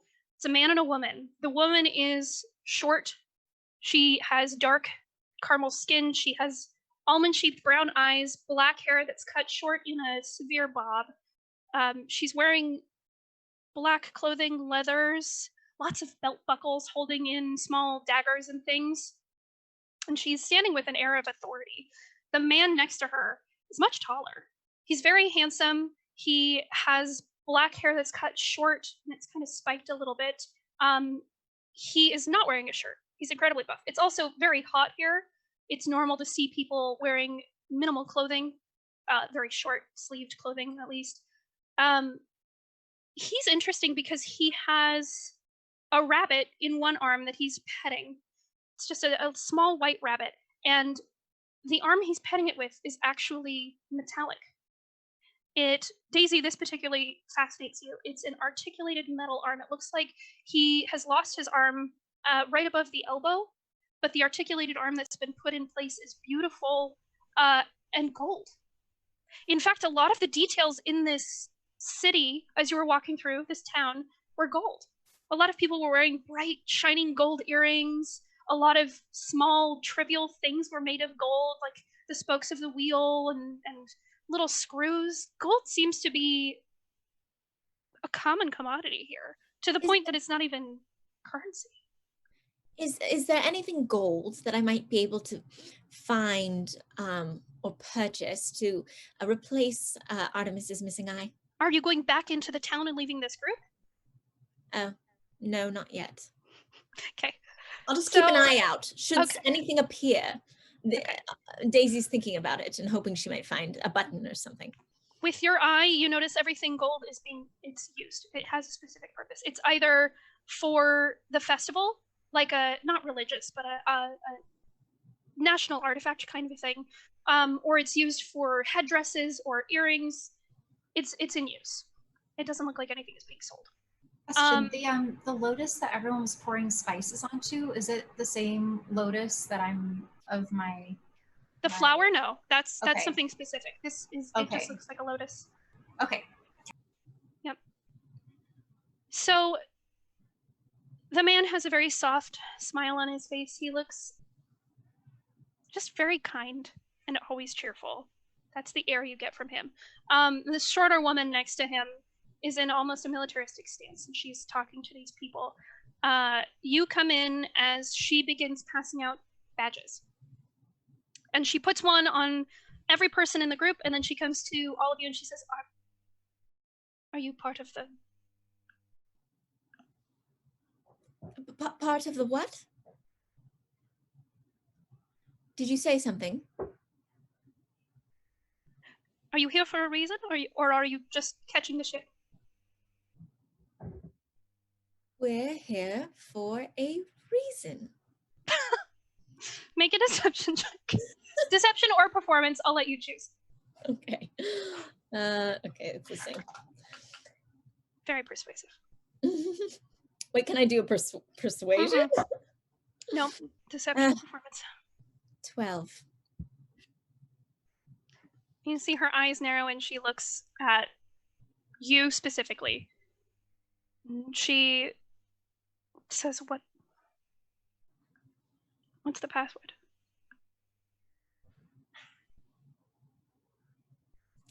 I'm going to try to, wait, let me see if I can do this. I'm going to try to charm her with my glasses. Okay. All right. That's, she has to make a check, right? You can do that? Yeah, I created them. They're glasses of charming. Because she's an artificer, she created a magical item. That's amazing. Ask him. That's awesome. Find. I wish my guitar did that. Your guitar does other things. Equipment. It just is, I don't know what it does. It just does. Okay. Eyes of charming. These crystal lenses fit over the eyes. They have 3 charges.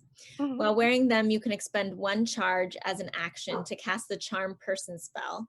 Mhm. Save And DC. charm person. Charm person.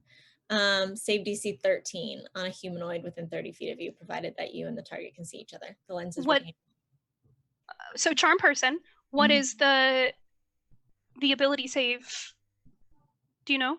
It says DC of 13. That's not my spell DC, but according to the magical item, it says. But what's so it's a spell DC, but what ability am I rolling against? Oh, wisdom. Wisdom? Okay. So it's a wisdom saving throw. Well, I mean, you look into her eyes, you pull those lenses over your glasses, and you what do you say to her? We're here for the right purpose, aren't we? And you'll tell us what that purpose is, won't you? Okay. You look into her eyes and you say this, and she stares back at you, and under her breath you hear her say, "Yes, you are here with the group, aren't you? I knew it. I can see it in your eyes." Yes, and remind me what we're doing. You're coming with me.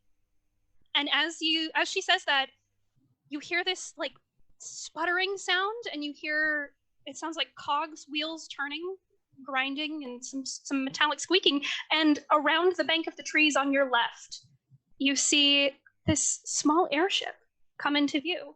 It is shaped like a goldfish. It's metallic. It has stained glass on the sides. It is orange and red and yellow, and all of the joiners, all of the pieces in between that hold it all together are gold. It has massive white glass eyes on either side, which act almost as headlights. They have lights shining out of them. And there's a clear glass section on the front where you can see some drivers. And it comes sputtering to a stop at the edge of this dock.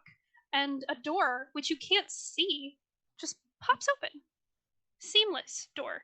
Pops open. And a couple people exit, and they look like they're dressed for the festival, and they start dancing, and they go in, and you see these two people at the head motion almost in tandem, and the whole group starts to head into the goldfish, into this ship.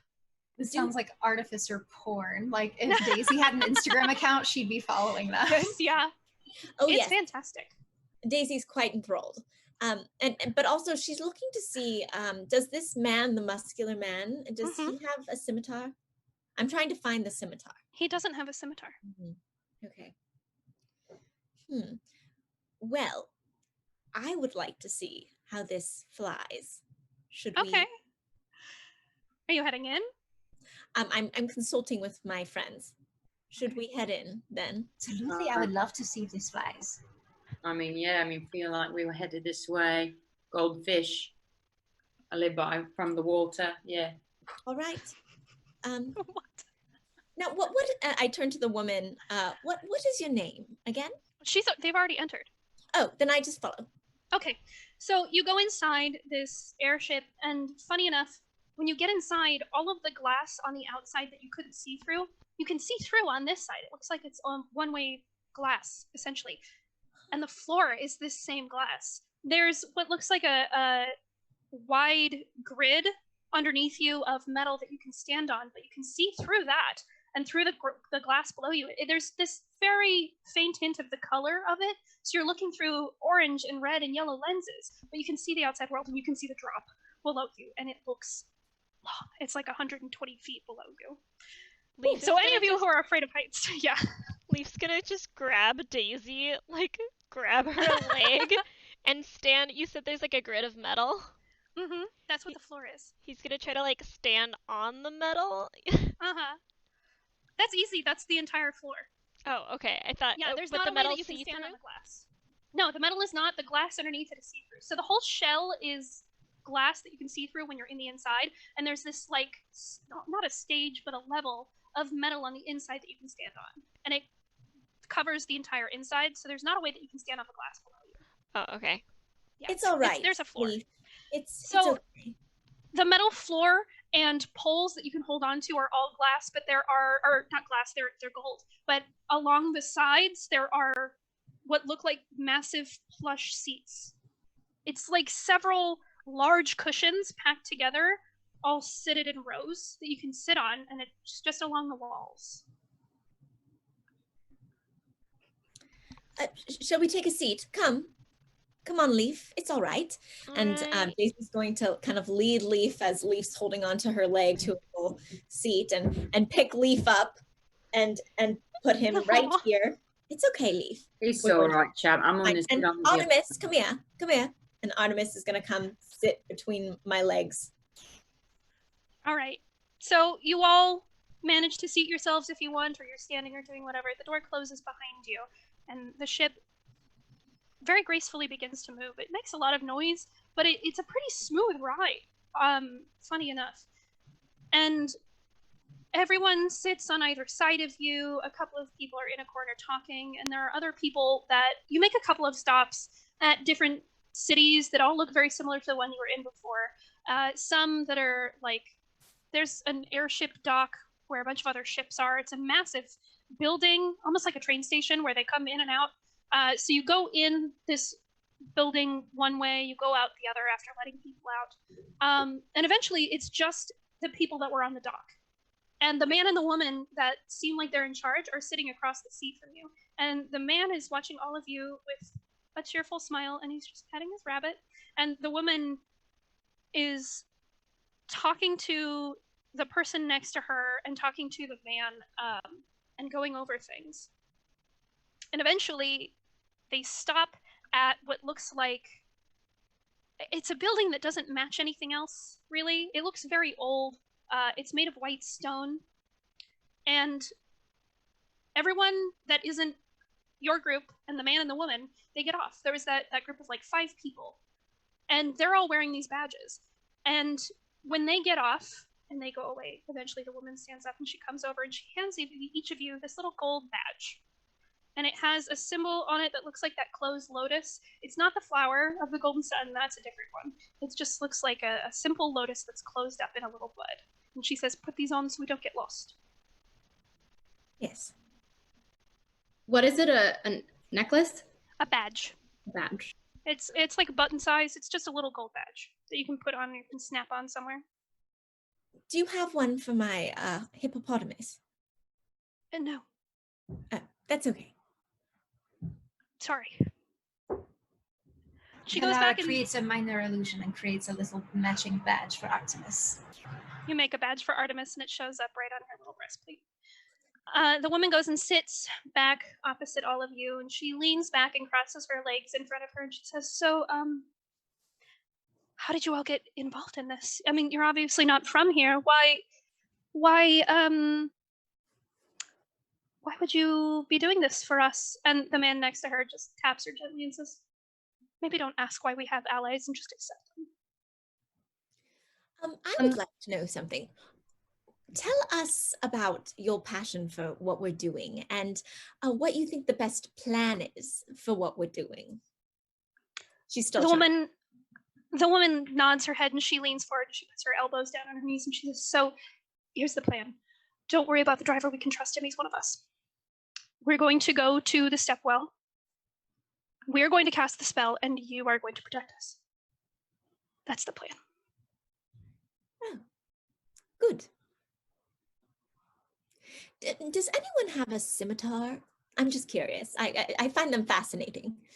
Well, I mean, and she reaches in.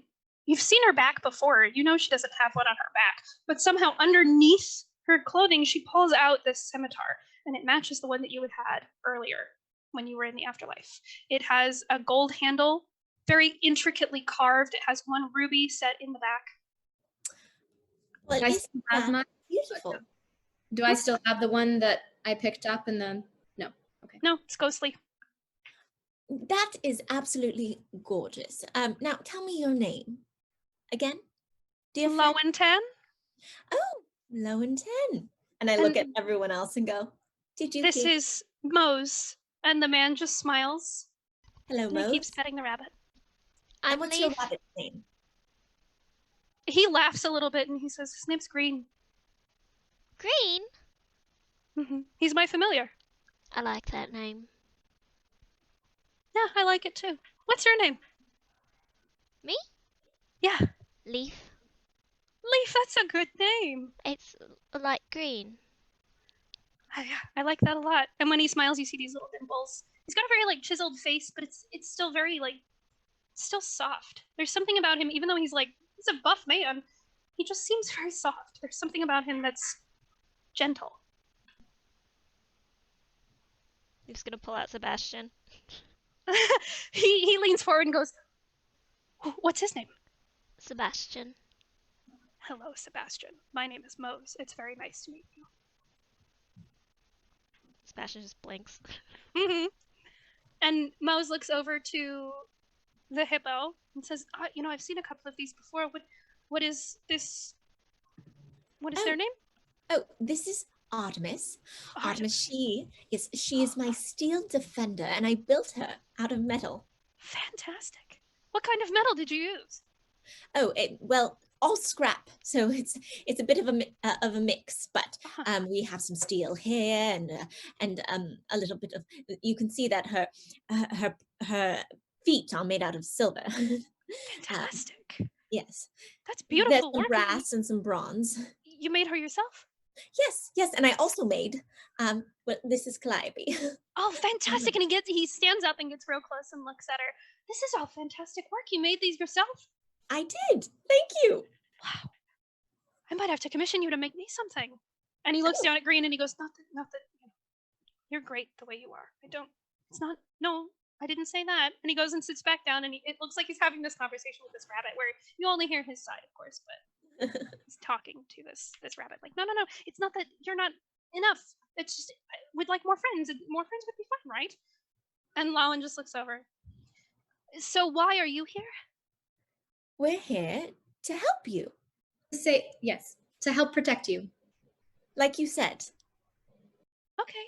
And you can see there's some kind of fog in her brain. She's trying to figure out why you would be helping something that is very particular to this region and to them, their specific group.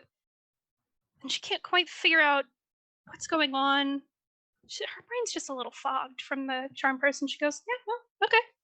We'll be there in a minute. Actually, you can see it now. And she points with her pinky out the window. And you all turn behind you to look out the window. And what you see in the distance is a huge square building. It's made of an old tan stone. It looks very much like it fits into this region.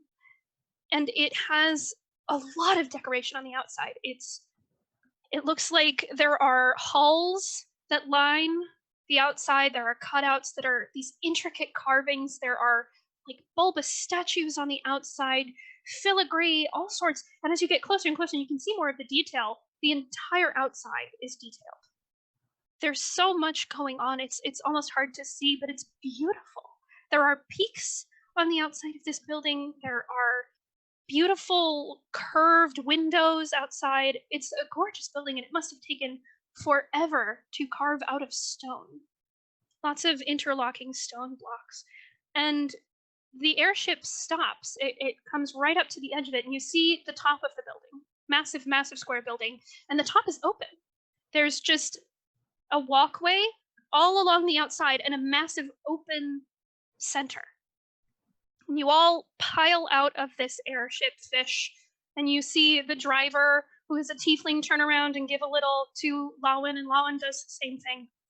And Lawan goes to the edge of one of these, it looks like a newer stone. It's cleaner, it's not weathered and soft, but there's a fence around the outside so that people don't fall in or don't fall over the edge. And she steps over the side, and when you all look down to see where she's going, you see the stepwell. And a stepwell is a large, essentially open air room where the walls are covered in interlocking and cross-haired steps that go down at an angle until you get to the center of the room. All at the bottom, you see what looks like a small stage, a square of stone that's like 25 by 25 feet. And in the center, you see a pedestal, and there's something on the pedestal you can't quite see, but every once in a while, there's a glint of light from it. These steps are many. They're covered in moss, and because this fence is up, you get the sense that people don't go down here. It looks like a place of reverence. There's about 1,000 steps down. It's a long ways down. Steps on steps on steps on steps on steps. And all along these steps, you see a yellow vine growing. And there are huge red and purple pods here and there. But there's nothing moving down there. There's no one else down there. And Lawan looks up at you from the other side of the fence where she's holding on, standing on the top of a step. And she says, "Oh, come on, hop the fence and we'll go down." And she starts heading down that step. All right. Do we have to hop the fence, or can we go like under it? You can go between the spokes. It's just a stone fence. Leaf could probably fit, but you wouldn't be able to hop it. Yeah, that's what I was thinking. I'll just How are we going to get Artemis over here? It's up to you. How high is the fence? It's like waist high for normal humanoids. Oh, Waist high. Okay. All right. You can step over it easily. Leaf and Rufus, would you like to hop up? Yes, please. I'd really like that. I already scooted you through. Okay. Thank you, though. Alyssa, could you help me lift Artemis over the fence? Sure. Do I need to make a strength check or anything? I don't know what No. Yeah, you guys can go ahead and lift her together. You've probably tried to do this before a couple of times to get her into spaces where she needs to be, so you don't have to roll. You both hoist her over, and her little corkscrew tail is just... When you get on the other side, you all notice in here it's so hot, you're already starting to sweat. It's a humid heat too, so it feels gross. You're like walking into a wall of moisture wherever you go. Down here, you get the smell of stagnant water. It's not terrible. It's not awful, but it's a like old water smell, if that makes sense. You also get a certain ride at a certain place. Yes. I love that smell. Yeah, it smells kind of like that, but not as good. Aww. Yeah. You also get an almost sickly sweet smell, like a plant. An earthy, sickly sweet smell. It's not terrible, but it's not great. Like, you can survive down here, it's not going to be a problem, but you wouldn't choose to have this smell assaulting you all the time. And you're going down these steps, being very careful because there's a lot of moss and algae growing here because it is a humid place and it can be a little slippery. It is just wide enough, barely, but just wide enough if you hug the wall for Valara and Artemis to go down. You have to be right against the wall, scraping against it. And there's no railing here. There's no fence here. It's just steps and then a sheer drop. I need everyone to make just one general dex roll. One dex roll.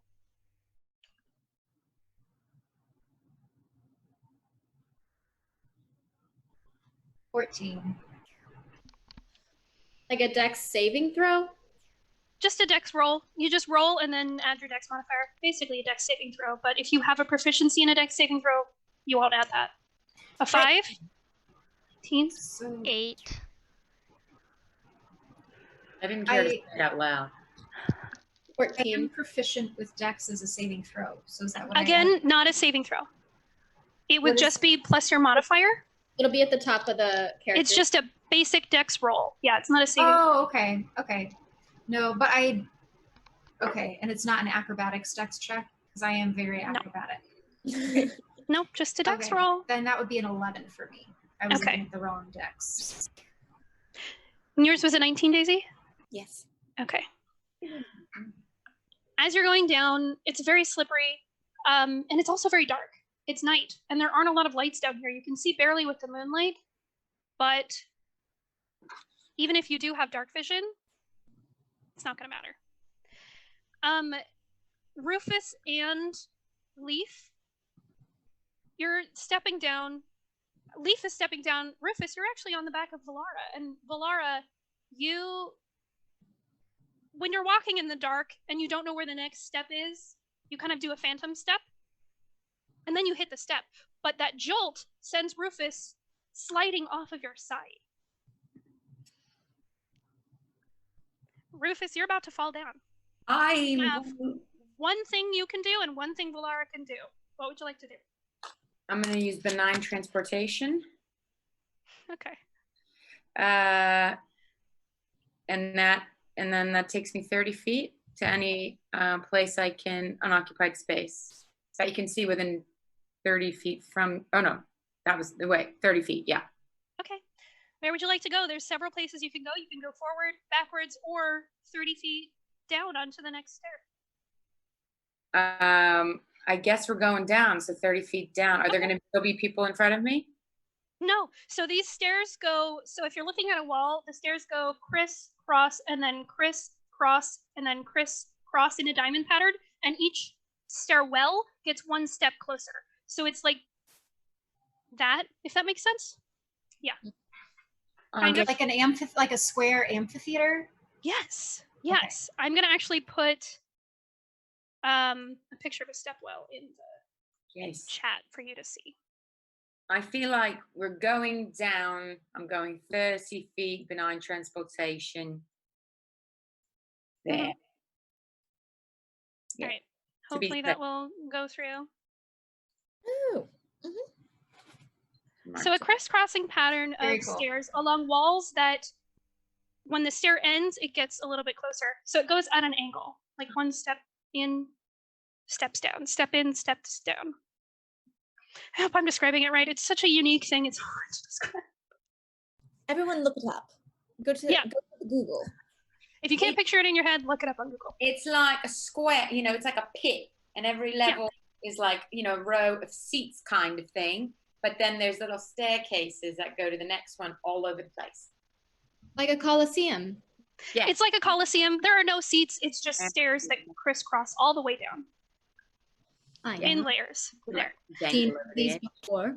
Yeah. So, Rufus, you go down to the next set of stairs. So you're one level closer in and one level closer down, if that makes sense. So they're up here. You just go down to where they're going to be in a minute. They just have to go down the stairs and get to you. Leaf, you find yourself slipping on a stair. This is a very old place. You can feel the age in this building. It is ancient and it is revered. But because this place has been essentially roped off for general travel, these stairs can get a little weak. And as you put your foot down, a whole chunk, it looks like it was just ready to go, a whole chunk of the step falls. And it goes rolling down the steps. It goes between Valara's feet. So Valara is in front of you. Alyssum, you're behind him. Leaf, you find yourself sliding. You have one thing you can do, and Alyssum, you have one thing you can do. I'll go ahead and cast Spider Climb. Okay. So I just touch myself into panic. Just and then I can latch onto whatever I can nearby.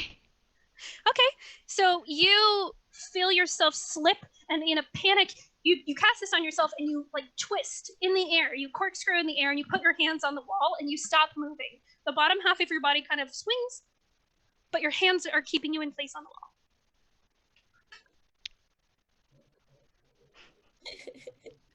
All right. How would you like to continue going down? Are you going to keep walking, or are you just going to spider climb it? I think this actually sticks to my feet. Oh, is it your feet and not your hands? Yeah. Okay. Reverse that. You panic, you touch yourself. The one foot that's still down on a step, not the one that's sliding out from underneath you, keeps you in place. You slam back onto the stairs behind you, but that one foot is still in place. So you're not moving. You're not sliding. You're just laying on a stair because you've tripped and fallen, essentially. Then I'm gonna stand up and I'm just gonna start walking kind of vertically against the walls instead of the stairs. Okay, so like a peg that's been stuck to a wall. Leaf turns, sticks, and then just starts walking. Valara, you see next to your head, Leaf comes like around, up the top, over, and goes by you on the wall. Be very careful, Leaf. I got it. Lawan turns around and looks up at what's happening. Lawan's pretty far down at the bottom of this particular staircase that you're at, but that chunk of stair that had broken off hit the back of her ankles, and she looks up and she goes, "Oh, well, everything okay?" Yeah, sorry. Just some old steps. Okay. Crumbling. Be careful where you're stepping. And she turns and looks down the staircase that is next for her, and there's Rufus, and she goes, "Oh, you're a crafty bunch." So you all manage after that to very easily get down, well, not very easily, very carefully, get down to the center. And on this pedestal, you find a big golden, it looks like a facsimile of the building itself. Just a small model of the building itself, but the top is shaped like a cone, and there's so much small detail on this little object. That cone has structures on top of it. There's a lot of spherical details, and there's an orb on the top at the point, and that orb looks like it's made of a pearl. And every once in a while, it flashes this yellow light, and then it's a blue light, right from the pearl. Lawan and Mose both stand on either side of it, and they look to you and they say, "All right, we're going to be casting a spell, and we need you to protect us while we do it, because we're essentially vulnerable while it's happening. So whatever happens, you don't let anything touch us, all right? If this spell goes wrong, well, the spell won't go wrong." I would like to give them both bardic inspiration. All right. You can give them bardic inspiration. Just keep in mind, how much more do you have of that? One. Okay. All right. So you give them both bardic inspiration. Mose smiles when you do that. His little toothy grin, and you see his little dimples, and he says, "Thank you, ma'am." He sits down on his knees, and Lawan does the same. And they fold their legs underneath them, and they both put their hands on their legs, and Mose begins to chant something. And you see Lawan look up at all of you, and she says, "All right, be prepared for anything." She turns and looks at this structure in the center. She begins to chant as well. And you can tell from looking at their faces, they zone out. They're gone. Their eyes go glassy and hazy. They're half-lidded. They're not registering anything that happens around them. Yeah? Can I cast Counter Charm as they're doing this? It says as an action, I can perform until the end of my next turn. During that time, me and any friendly creatures within 30 feet gain advantage on saving throws against being frightened or charmed. You can if you want, yeah. I cast it, why not? Okay, make sure to mark off that spell slot. Can I have It's like a, okay. a question with this Mhm. tiny hut again?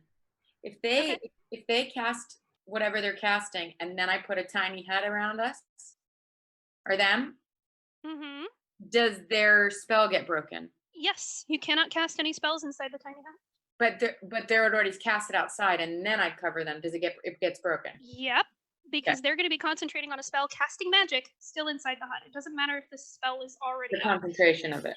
There's a difference, however. So if we were talking about this before, if you are inside if you cast like Moonbeam or something you can maintain outside of the hut, and you go and sit inside the hut, you've already cast that spell outside, you can maintain it. Or like Call Lightning, not Witch Bolt because it cannot pass through the hut. But if you cast something outside, isolated, outside of the hut, you can maintain that, or your dog or whatever. It depends what they're casting. Yes, but anything inside of the hut, even if it's already there, that magic gets disrupted. Okay. All right. As they start chanting in tandem, they start to almost harmonize with each other. And this beautiful song starts to happen between their speaking and the humming that starts to come from this small model on the top. It vibrates in tune with what they're saying. The humming, however, spreads through the entire open area. And you see all of the bulbs, these purple and red bulbs of the flowers, begin to vibrate as well. I need you all to roll initiative. Ooh, Initiative. my normal. Ooh. 10. Okay. 17 for Daisy. 8 for Alyssum. 16. And of course, at the end, I'll round it out with a lovely 6. It's better that way. You know what? I just get to see everybody else go first. All right. Let me roll all of my dice.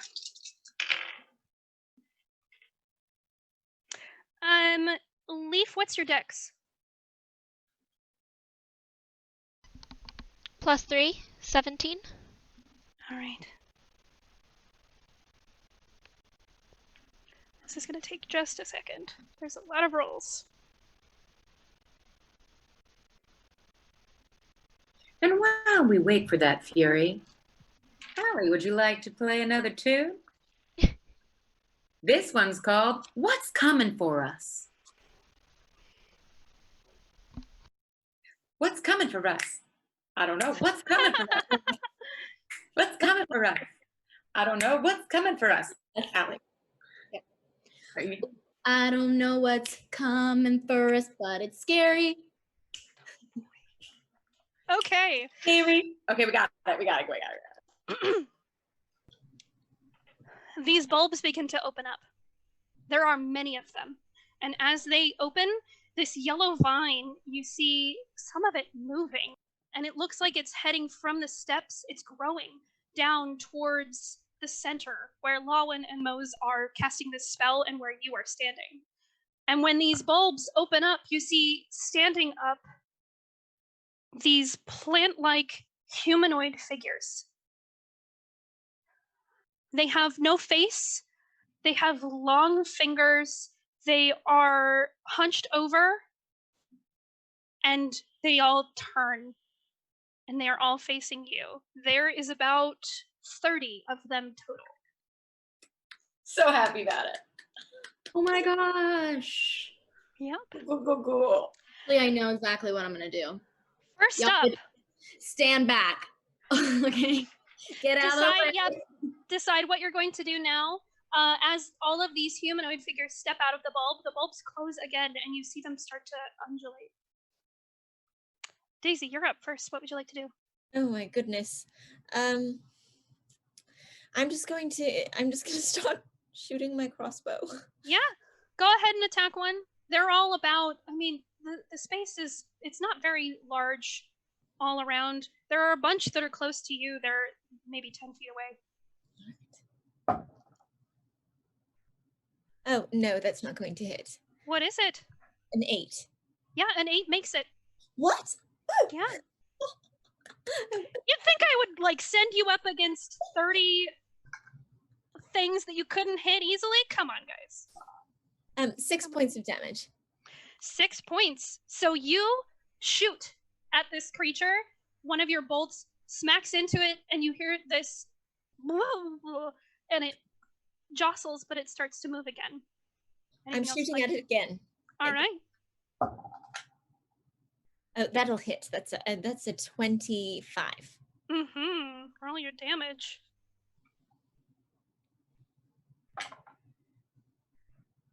11. You shoot another crossbow bolt, smack into its core. You see the body look down, and it explodes into flora. Oh, pretty. Yeah, just flowers out of nowhere. Leaves, vines, just they wither and die as soon as they hit the ground. Ooh. I'm going to send Artemis to just like barrel into them. Excellent. Go ahead and do that. All right. I'm going to say, you know what? She can roll and hit 3 if she succeeds on this first roll. Oh. Yeah.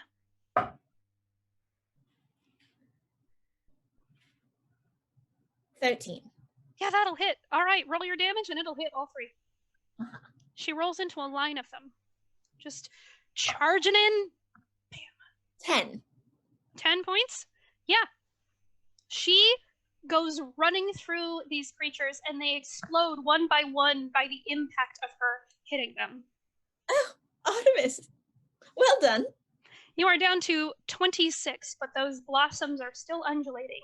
And you see they were small after they had birthed these plant zombies, but they start to grow. All right, anything else you'd like to do in your turn, Daisy? No. Leaf, it is your turn. What would you like to do? So are they all in like one area? They are on all 4 walls.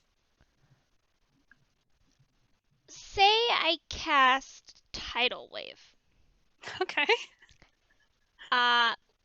Would I be able to like cast it up at them? Yeah. Read me Tidal Wave. I mean, I don't see why you wouldn't be able to. You conjure up a wave of water that crashes down within an area, crashes down on an area within range. Area can be up to 30 feet long, 10 feet wide, up to 10 feet tall. Each creature in that area must make a dex saving throw. Yeah, 30 feet long, 10 feet wide. You can cast this tidal wave up a wall. Why not? Absolutely. I would like to do that. And you can get 10 of them in a row. Okay, they have to make a dex save. All right. I'm going to make 5 and just have them 2 by 2. What's the save? 15. Okay.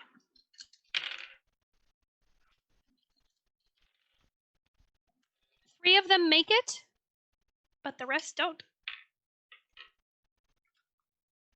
So, the ones that failed will take... I have to make sure I'm doing my math right. 12, 7, 5, 24 points. So, the ones that fail take 24? Yes. And the one... All right. And you don't even have to roll. Prone. No, you don't even have to roll the full.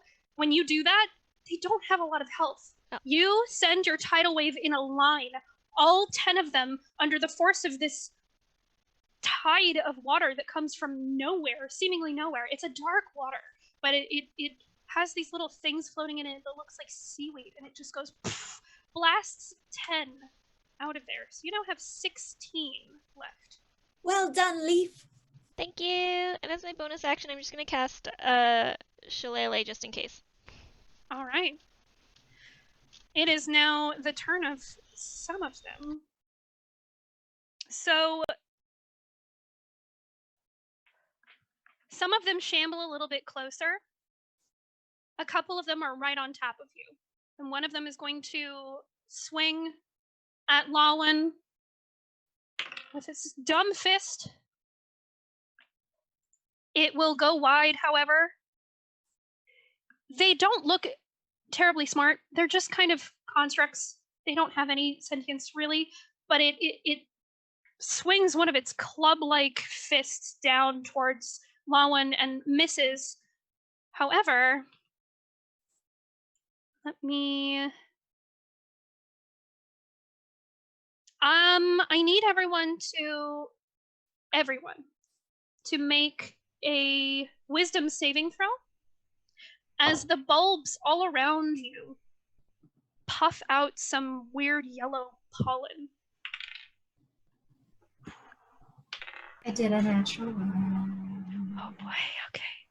4. 4? Okay. 22. Okay. 11. Okay. 20. 20. All right. So, Valara, Alyssum, and you see Lawan. You all stop and you look at these bulbs and you're fascinated by them. You are now charmed. You see Lawan stop chanting and she leans back and Mose starts to look like he's undergoing something incredibly painful. Hang on. You do have advantage against saving throws against being charmed. Yeah, hang on. Hang on just a second. Let me get through this. Okay. So you see Lawan stop chanting. You see Mose start to look fatigued, and he starts to crouch a little bit under the weight of casting the spell on his own. Alyssa, what were you going to say? I have immunity against being charmed. Then you feel this pollen hit you and nothing happens. Valara, what were you saying? I had cast counter charm at the beginning, which means me and any friendly creatures within 30 That's feet right. gain advantage again on saving throws Gain against advantage. being All charmed. right, so you have advantage. I'm going to roll for Lawan again to see if she has advantage. I already used mine because I had advantage on wisdom saving throws. Thank goodness, because that'll now be a 13 for me instead of a natty 1. All right, with a 13, you are fine. Well, because you rolled a nat 1, I don't know. But No, it was it's fine. advantage. Yeah, I know. But I'm gonna it's fine. I just like to treat natural ones as what they are. But you're fine. You succeed your saving throw, no problem. However, Lawan fails again. So you see her stop this spell and she's just staring off in the distance. Oh no. All right. You now have zombies right on top of pretty much all of you. And unfortunately, because there are so many of them, they rolled again. A couple start to wander right on into where Mose and Lawan are. And there are 3. There's like a circle of you, and then Lawan and Mose in the center. 3 get in between because they're quick. Even though they're dumb and not great, they're quick. They get into the center, and 2 are going to attack Lawan, and 1 is going to attack Mose. Fortunately, neither of those hit for Lawan. That one does not hit for Mose either. You see the creature behind Mose lift up a hand, and because they're so stupid, he just kind of slips on a stone behind him and lowers his big, meaty plant hand and looks down like, what? Confused. However, that is their turn. You now have all 16 within at least 20 feet of you. They've all kind of zeroed in on you. Valara, it's your turn. What would you like to do? Okay, so Lawan and Mose are in the center of the square thing. Mhm. And then Leaf did a tidal wave against one side. I'm assuming there's 4 walls. Yes.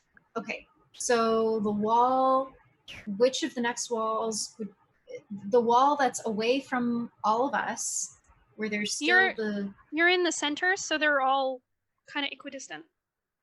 Okay. What I want to do, and you tell me how this works visually, I want to cast Fireball against a wall. You can, yeah, you're just kind of like catapulting it up into a wall. You can do that. Okay. So each creature at a 20-foot radius centered on that point. So I'm guessing like as close as I can get it to where we are in the center without it hurting any of us is where I want to throw the ball. Okay. Against the wall.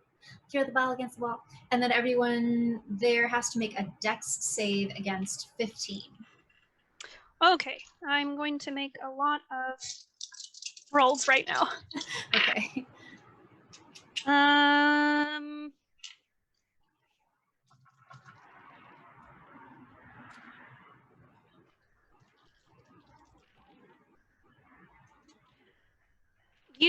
in this sphere catch 7 bulbs and 5 zombies.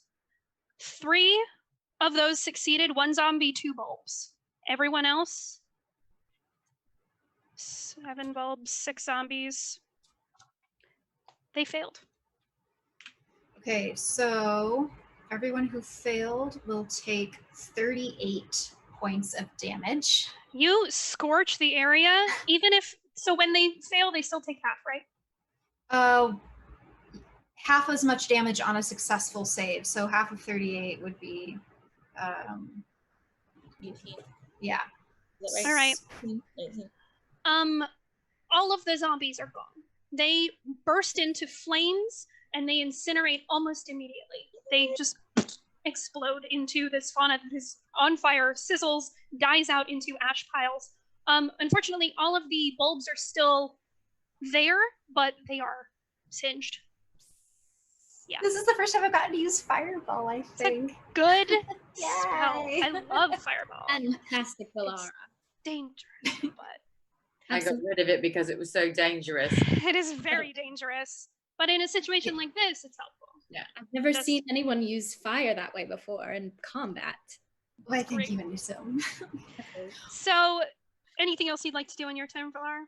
On my turn, or as a bonus action, I'm not thinking. So when I guess just a question, did Lawan add her bardic inspiration to her trying? Okay, she did, and it still didn't work. Okay. Then no, I don't think, no, nothing else for my bonus. That finishes my turn. All right.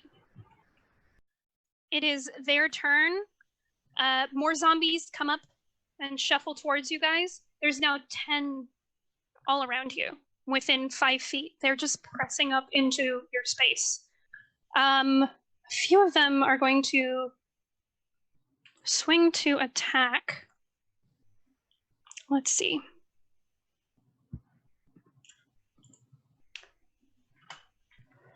They are going to just try and body slam, essentially. And it's going to attack Valara. There's one that's going to attack Alyssum. There's one that's going to attack Leaf. And there's one that's going to attack Rufus. Against Valara, it rolled a 19. Let me go through all of these because there's a lot of them going on. Against Alyssum, it's a 9, so it probably won't hit. Against Rufus, it's a 4, probably won't hit. Or sorry, against Leaf, it's a 4. And against Rufus, since you're last, it's 11, so it won't hit. Valara, the one that hits you for 19. I'm assuming it'll hit your AC at a 19. What's your AC? Yes, but can I use a reaction of cutting words to use my last bardic inspiration die to detract from its roll? Sure, go ahead and do that. Okay. Well, that'll only detract 2 points, so it'll still hit.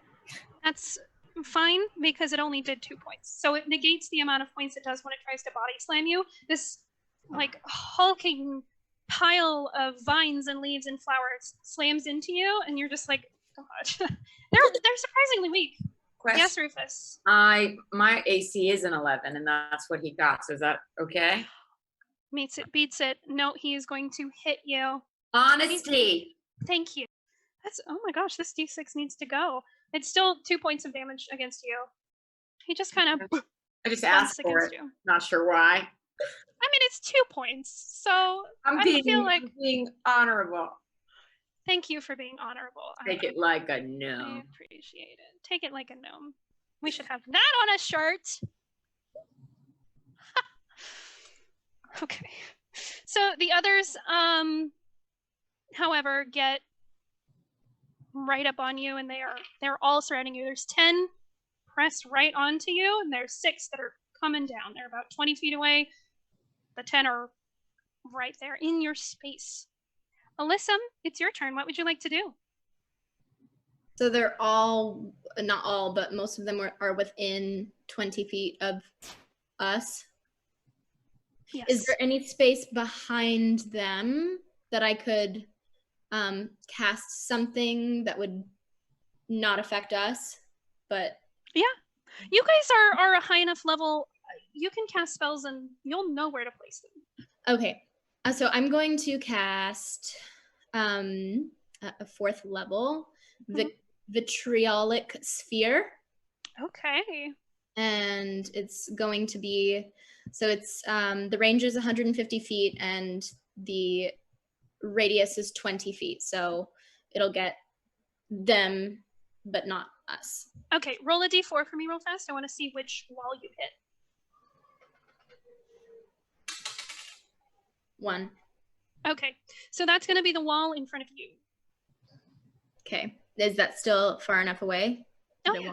Okay. All right. Then I'm going to do 10 d4.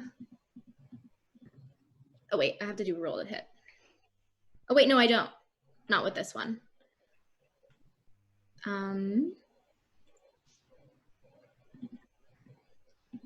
Right?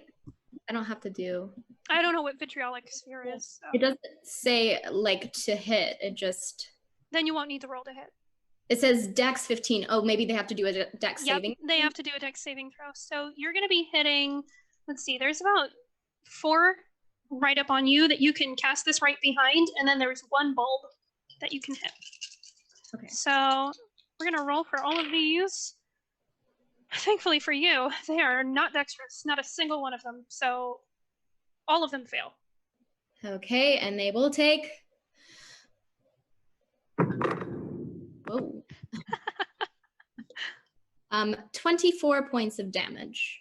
Excellent. You wipe out those 3 zombies easily. So there are now 13 zombs. 13. Yeah. Okay.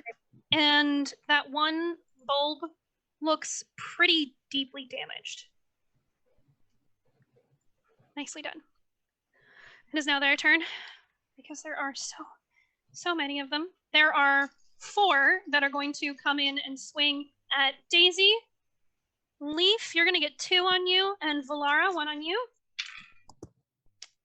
So Daisy, that's an 11. Is that going to hit? No? Okay. Leaf, that's a 17, or not, sorry, a 7 and a 16. 16 will hit, 7 will not. Okay. And Valara, that's a 6, which probably will not hit. All right. Leaf, one of these zombies comes up at you, swings at you, and misses. However, there was one behind you that smacks you on the back of your head with its big old leafy hand. That's just like a nub. Just that is 3 points of damage as it hits you in the back of the head. Ow. They really don't do very much, but there's going to be a lot of them. So that is their turn. All right, Rufus, it's your turn. What would you like to do? All right, I'm going to try something different. I'm going to do magic missile. Right. 3rd level, each dart can hit a different, if I keep them in my hands, creature. All right.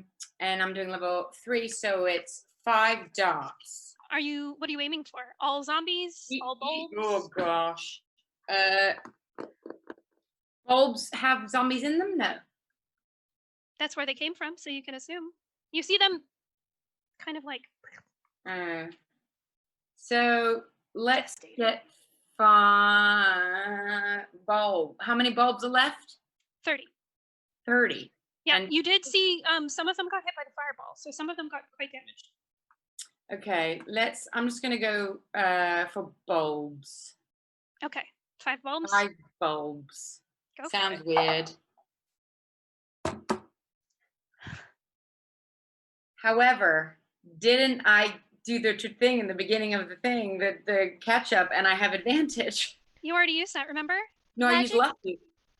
No, you used that back when we were I used lucky twice.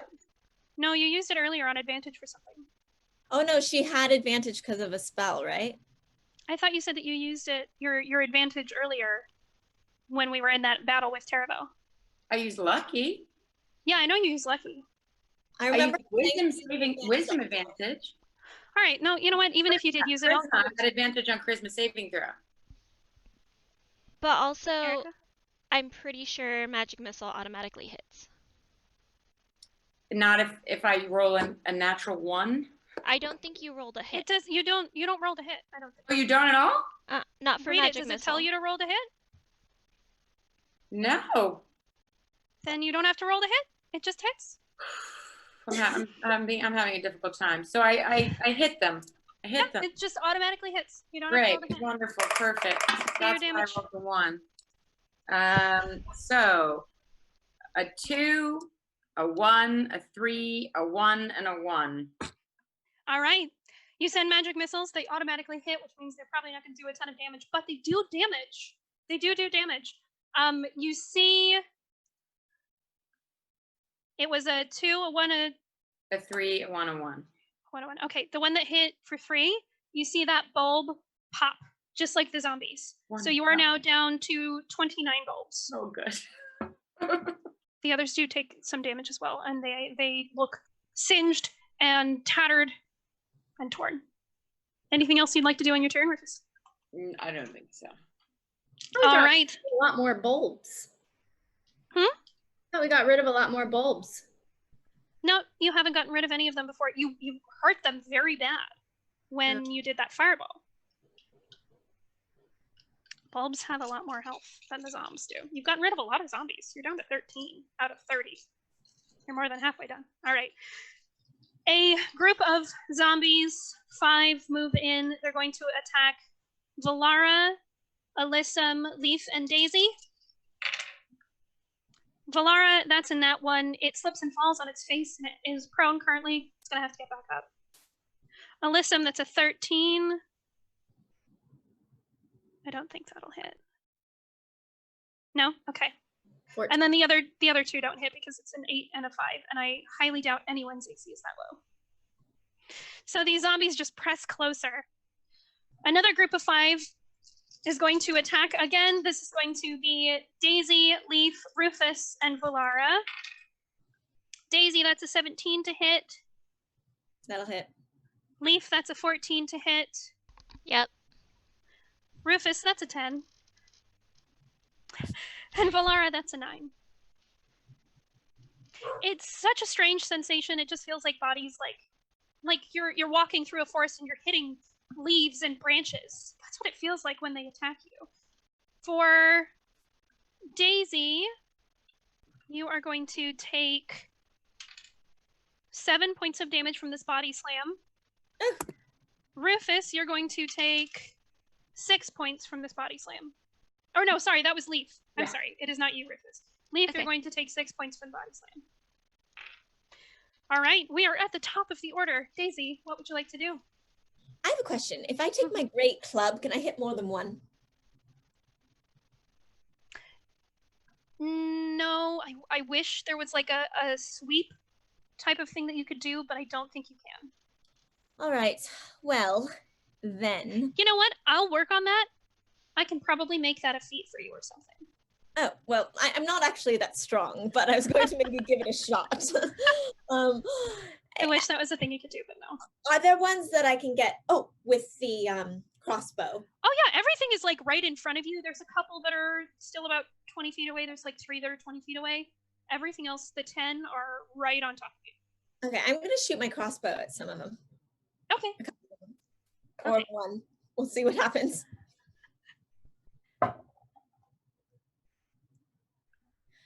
13. That'll hit. Do your damage.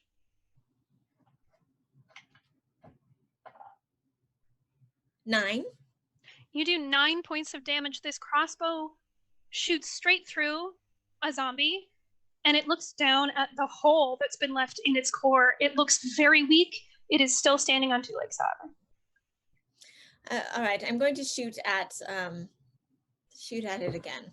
Okay. Or actually, yeah, I'll shoot at a different one. We'll okay. 18.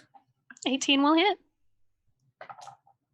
5 points of damage. All right, you shoot another crossbow bolt and it sticks into this one right in the shoulder, a little above where its collarbone should or would be, and it stays there. Poing! Okay, and I'm gonna send Artemis barreling through again to see how many she can get. Perfect. Yeah, I will let Artemis, because it's kind of like Valara's charge ability, I'll let her do that. She can just barrel through. I'll say she can get 3 this time as well.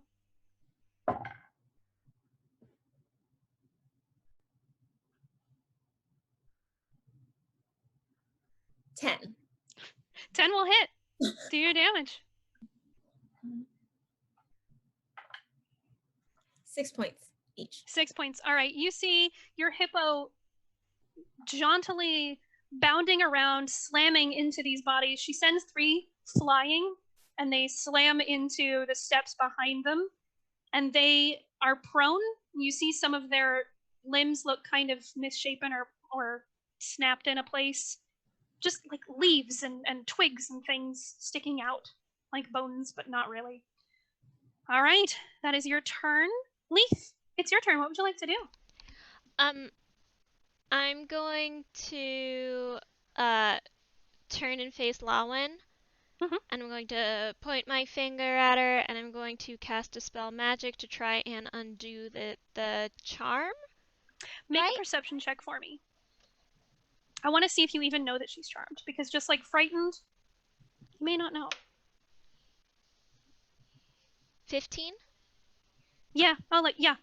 So you had noticed this sensation. You'd noticed the pollen, and when the pollen burst, after a little bit, you had looked around to see if this had done anything to anyone, and you noticed Lawan staring into space.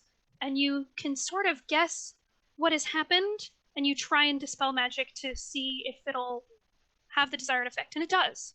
You cast a spell magic on her, and she starts to blink, and she snaps out of it, and you see her panic and then go back into the spell. She closes her eyes, she centers herself, she begins to chant again, and then you see Moses' face, who is starting to sweat. It looks like he's under an incredible strain. He starts to release the tension, and he looks a little bit more relaxed as Lawan joins in the chant again, and that hum begins again. It had gone dissonant when Lawan left, but it grows again. And you see, as they continue to chant, that little pearl at the top starts to glow just a little bit. And so I'm like surrounded by zombies now, right? It's like a mosh pit, except no one's moshing. They're just pressed against you. I'll stay where I am. Okay. Cool. All right. It is their turn. 3 of them are going to attack. 2 are on Leaf. 1 is on Daisy. None of those are going to hit. That's an 8 and a 4 and a 4. So they just kind of slam into you, and nothing happens. I put a lot of them together, so unfortunately, the next 2 turns are theirs. They are going to attack again. This time, it's going to be Leaf, Valara, Alyssum, and Rufus. Okay, we have a 4 against Leaf, a 16 against Valara. That'll hit. Unfortunately, against Alyssum, that is a nat 20. And against Rufus, that's a 14. What's your AC, Rufus? Only 11. Oh, gotcha. Wizards. Okay. So, thankfully, again, they don't do too much damage.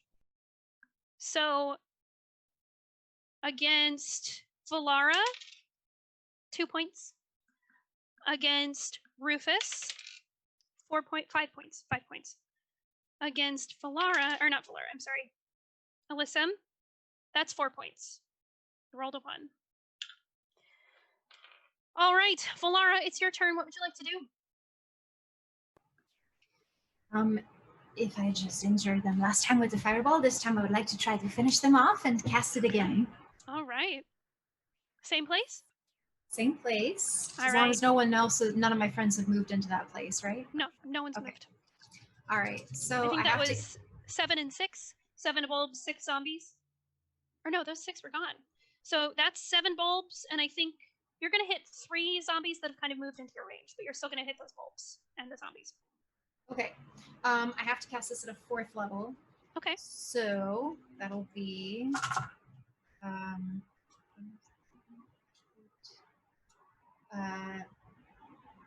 plus 12 is 20 plus. Do I have to make a dex save against this? Yes, against 15. Okay. 34 points for those who do not succeed on a dex save. Excellent. None of them made it. So you see 3 zombies burst into flame, and they pop, and everything that they pop into, all the flowers and vines and twigs and things, incinerate immediately. And you see 7 of these bulbs disappear into ash. There are 7 piles of ash out there on the steps. Nicely done. So that's 22 bulbs, 10 zombies. Very nice. So in this spell, it says the fire spreads around corners. It ignites flammable objects in the area that aren't being worn or carried. So does it maybe, if these are plants, like does lighting a fire? I mean, they're flammable where the fire touches, but it's not going to like spread along the vine because the vine itself, it's a plant. It has some moisture in it. You know when you snap a dandelion and it has that like milky stuff that comes out of it?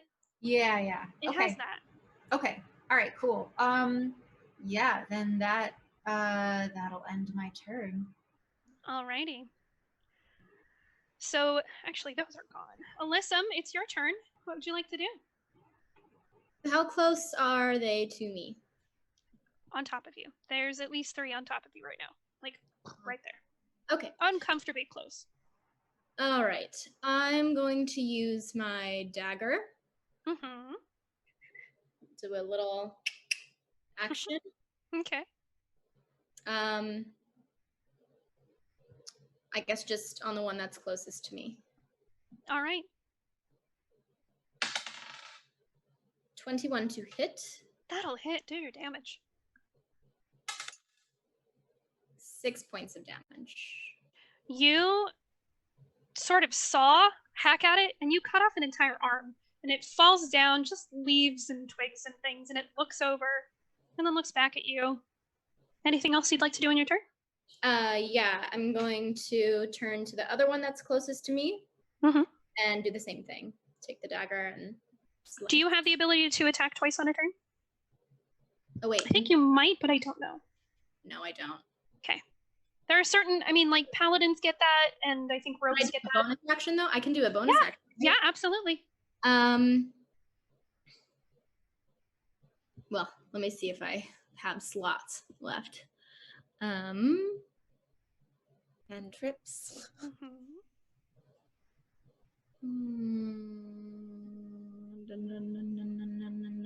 But that might like get me then, right? A cantrip? Yeah. No. What are you gonna do? I was considering doing Green Flame Blade, which is what's that? It wouldn't get you. No. Okay. So sure, I'm gonna on the other one. I'm gonna cast Green Flame Blade, and I must make a melee attack with a weapon against one creature within the spell's range, and then on a hit. I think this is something that is put onto your weapon. So what would happen? It's like, you remember when I was playing Moira and I had like Entangling Strike or something like that, and I had to cast it on my weapon and then attack and it would do extra damage?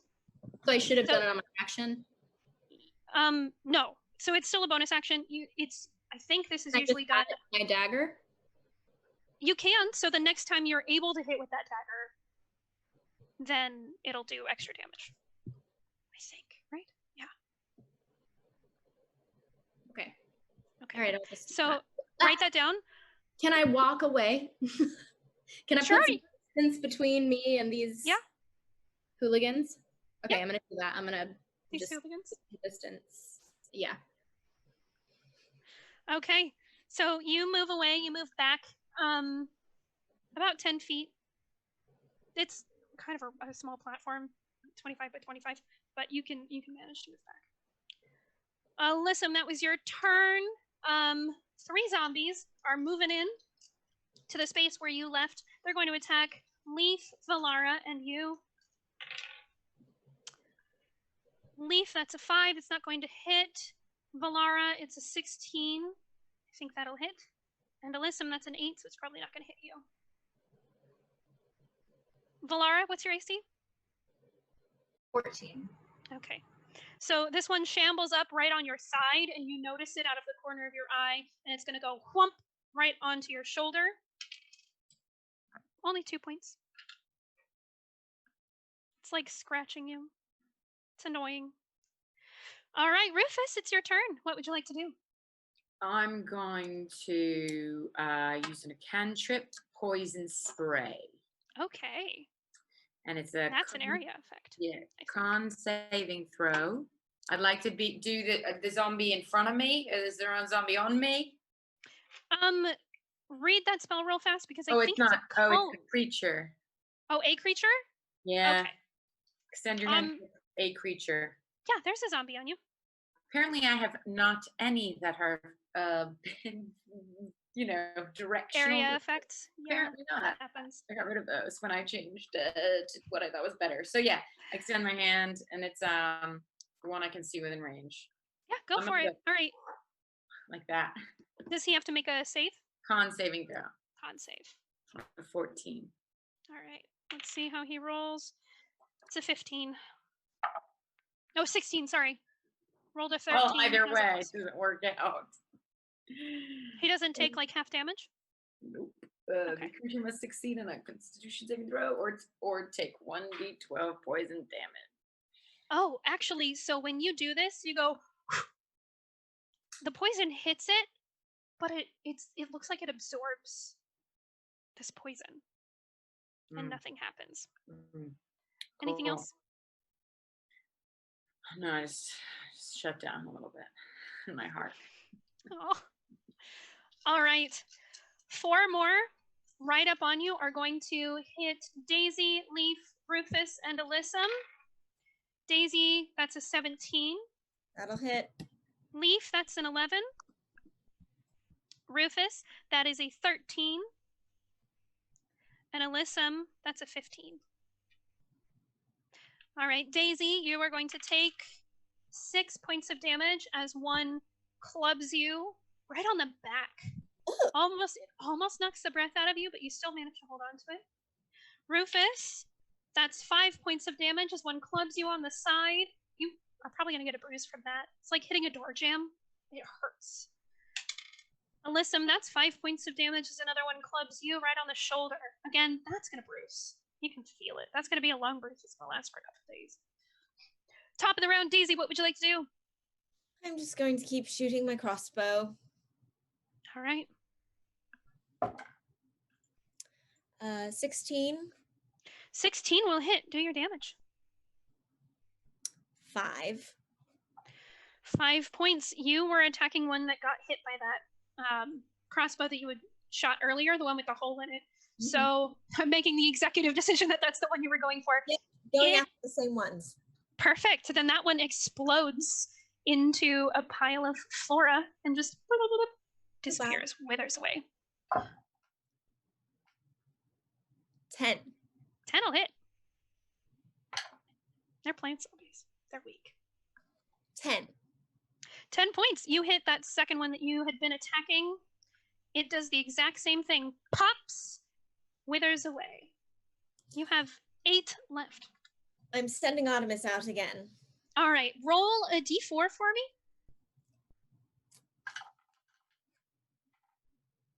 One. She's going to hit 2. Roll to hit.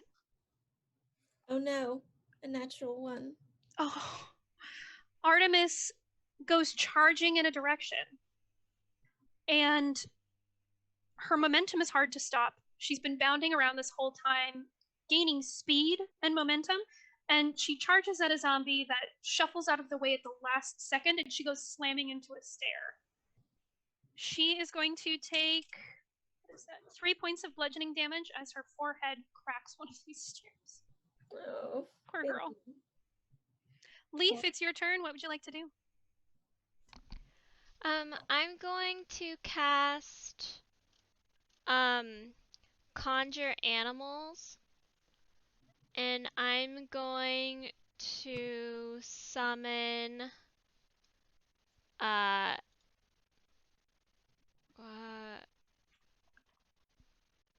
sorry, I forgot what CR these were. 4 giant lizards. Excellent. You conjure these lizards. They pop into existence a little bit above the ground, and they all boom.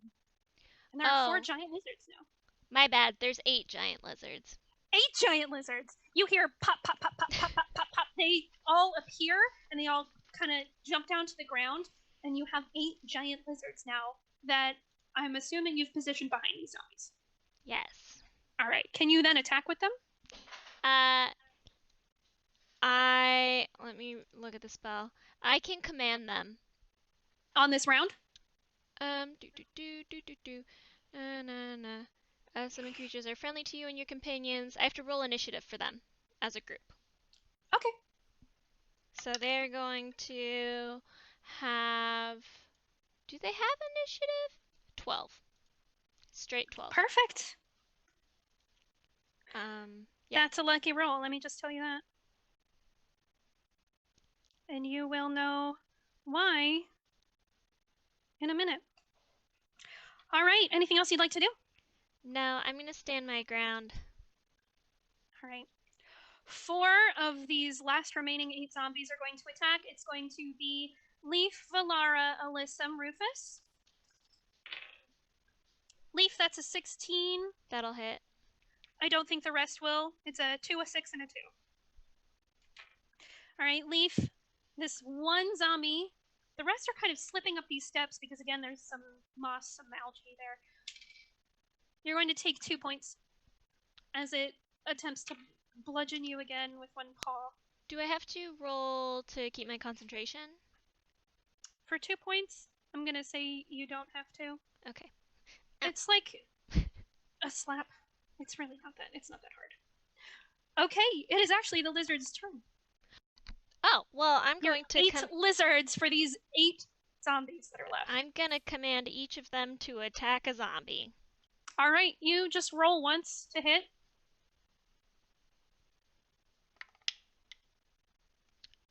That's a 12. That'll hit all your damage.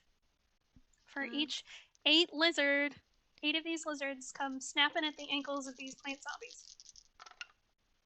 Okay, well, one's gonna do... Should I take the average or should I roll? Does it matter? Just roll. Okay. No, just take the average. Okay, well, then... I did 1 attack roll, right? Mm-hmm. And, so the damage is 6. For all of them? Okay. You see your That's just the lizards start average. to eat the ankles of these zombies. So now most of them are one-legged zombies because parts of their legs have been consumed by these lizards. And your lizards are just chowing down. They're happy, giant lizard eyes looking around, just nomming. All right, that's the lizard's turn. Valara, it's your turn. What would you like to do? Okay, so for my, hang on, here we go, my D&D Beyond first. Okay, so, I mean, so who's where? Like, is there anyone attacking any of my friends right now? Yeah, there's 8 zombies and they're all attacking your friends. There's one on each friend? No, there's 8. There's 8 zombies. They're all attacking your friends. Okay. So some like of your friends have range? like 2. Yeah, they're all very close. Okay. So in that case, I'm going to go up to the one that's nearest to the 2 people that were here to help. Okay, I mean, none of them are really close anymore. You took care of the 3 that were inside the circle. Now there's this half circle of you, and these zombies are all on you. They're not paying attention to Mose and Lawan right now because you're in between them. Okay. All right. Then I'm just going to go after the nearest zombie with my whip, my ghostly horsehair whip. Crack the whip at them? Yes. So that will be let's see. That'll be a 15 to hit. That'll hit. And that'll just be a... Crack that whip. That'll be a 5 damage. All right, you snap your whip, and it takes a good chunk out of the shoulder of one. You just see leaves go flying. Yeah, and I don't have any more bonus actions I can do, so that just ends my turn. All right.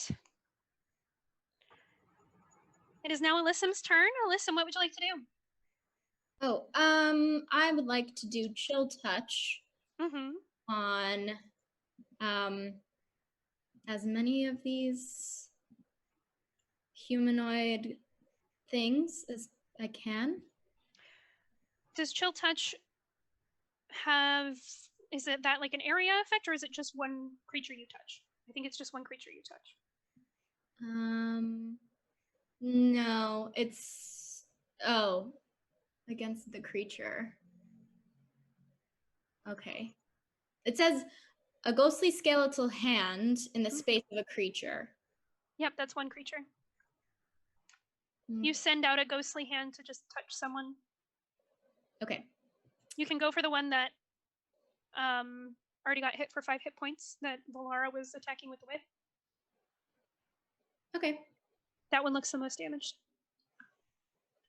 Actually, I'd rather go after another one that like needs to be put away. All right. Well, that's not gonna hit. Is it chill touch roll to hit? Yeah. Okay. What is it? It's a 10. A 10 will hit. Oh wait. Oh. These are against the zombies. The zombies' AC is really low. They're plants. Right. You don't see them wearing armor or anything. Okay. So then, gonna take plus 11 points of damage. The one that you send your chill touch to, that ghostly hand comes from your core, and it goes out and just gently touches that zombie, and it explodes. Okay. I'm going to use my dagger that is now green flamed with the green flame, and I think I just roll a 1d8. I don't need to roll to hit, right? Or wait, to attack, yeah. Oh, but so that 1d8 will be on top of whatever damage you do with that weapon. Got it. Okay. So wait, that hit the water bottle. I can't. It's not. It's the same thing. Okay. 11 to hit. That'll hit.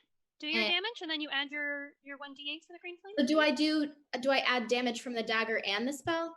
Yeah. Okay. So what that is, it's buffing up the next attack you use while that spell is on. That's what that is. So it's gonna be 9 plus 8, 17. You take out another one. You with your dagger, and it explodes. And then it withers away. There are 6 left. So close. A couple of zombies. 3 of this 6, half of them are going to attack Leaf, Rufus, and Daisy. Leaf, that's a 9. Rufus, that's a 14. Daisy, that's an 8. Rufus, all right. Thankfully, they really don't do that much damage, so you're going to take 4 points as another one bludgeons you. Another bruise. Your skin's going to be very colorful after this. All right.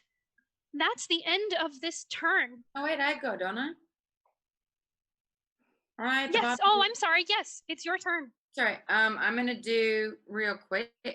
I'm going to do chill touch as well. Excellent. Whichever one looks like they're almost dying.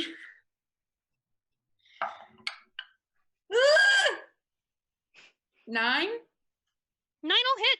Do your damage. Okay. Yeah. Okay. Again, they're just plants. Okay, and 2d8 damage. 11. The one that you were attacking, again, explodes into flowers that wither as soon as they hit the ground. Oh, and it wasn't 9, it was 9 plus 6. Okay. That still hits easily. Good, Yeah. good. So there are 5 zombies left. Okay. Anything else? That is all. All right. 3 of these 5 zombies are going to attack Valara, Alyssum, and Rufus. Valara, unfortunately, that's a nat 20. Alyssum, that is a 9. Rufus, that's a 17. Valara, you're going to take 10 points of damage as one body slams you, and it makes you stumble a little bit from the force. It had stepped back to ready itself. And Rufus, you're going to take 6 points of damage. Another bruise all along your side as this one hits you. All right.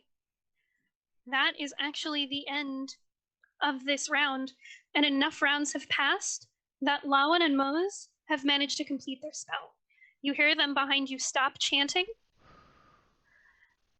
and this light has been growing.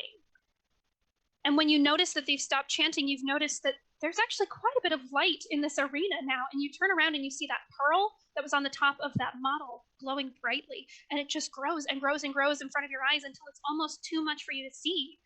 You close your eyes or you shield your eyes and you hear pop, pop, pop, pop, pop behind you, and then all of a sudden you hear more pops all along up the walls in a cascade. And when the light fades, you see all of the vines are gone. It looks like they've all withered all along the steps. The zombies are gone. The bulbs are gone. It's all dead plant life in here. Praise be. Mose and Lawan stand up, looking exhausted. Mose picks up his little rabbit green, and they look to you, both tired, drenched in sweat.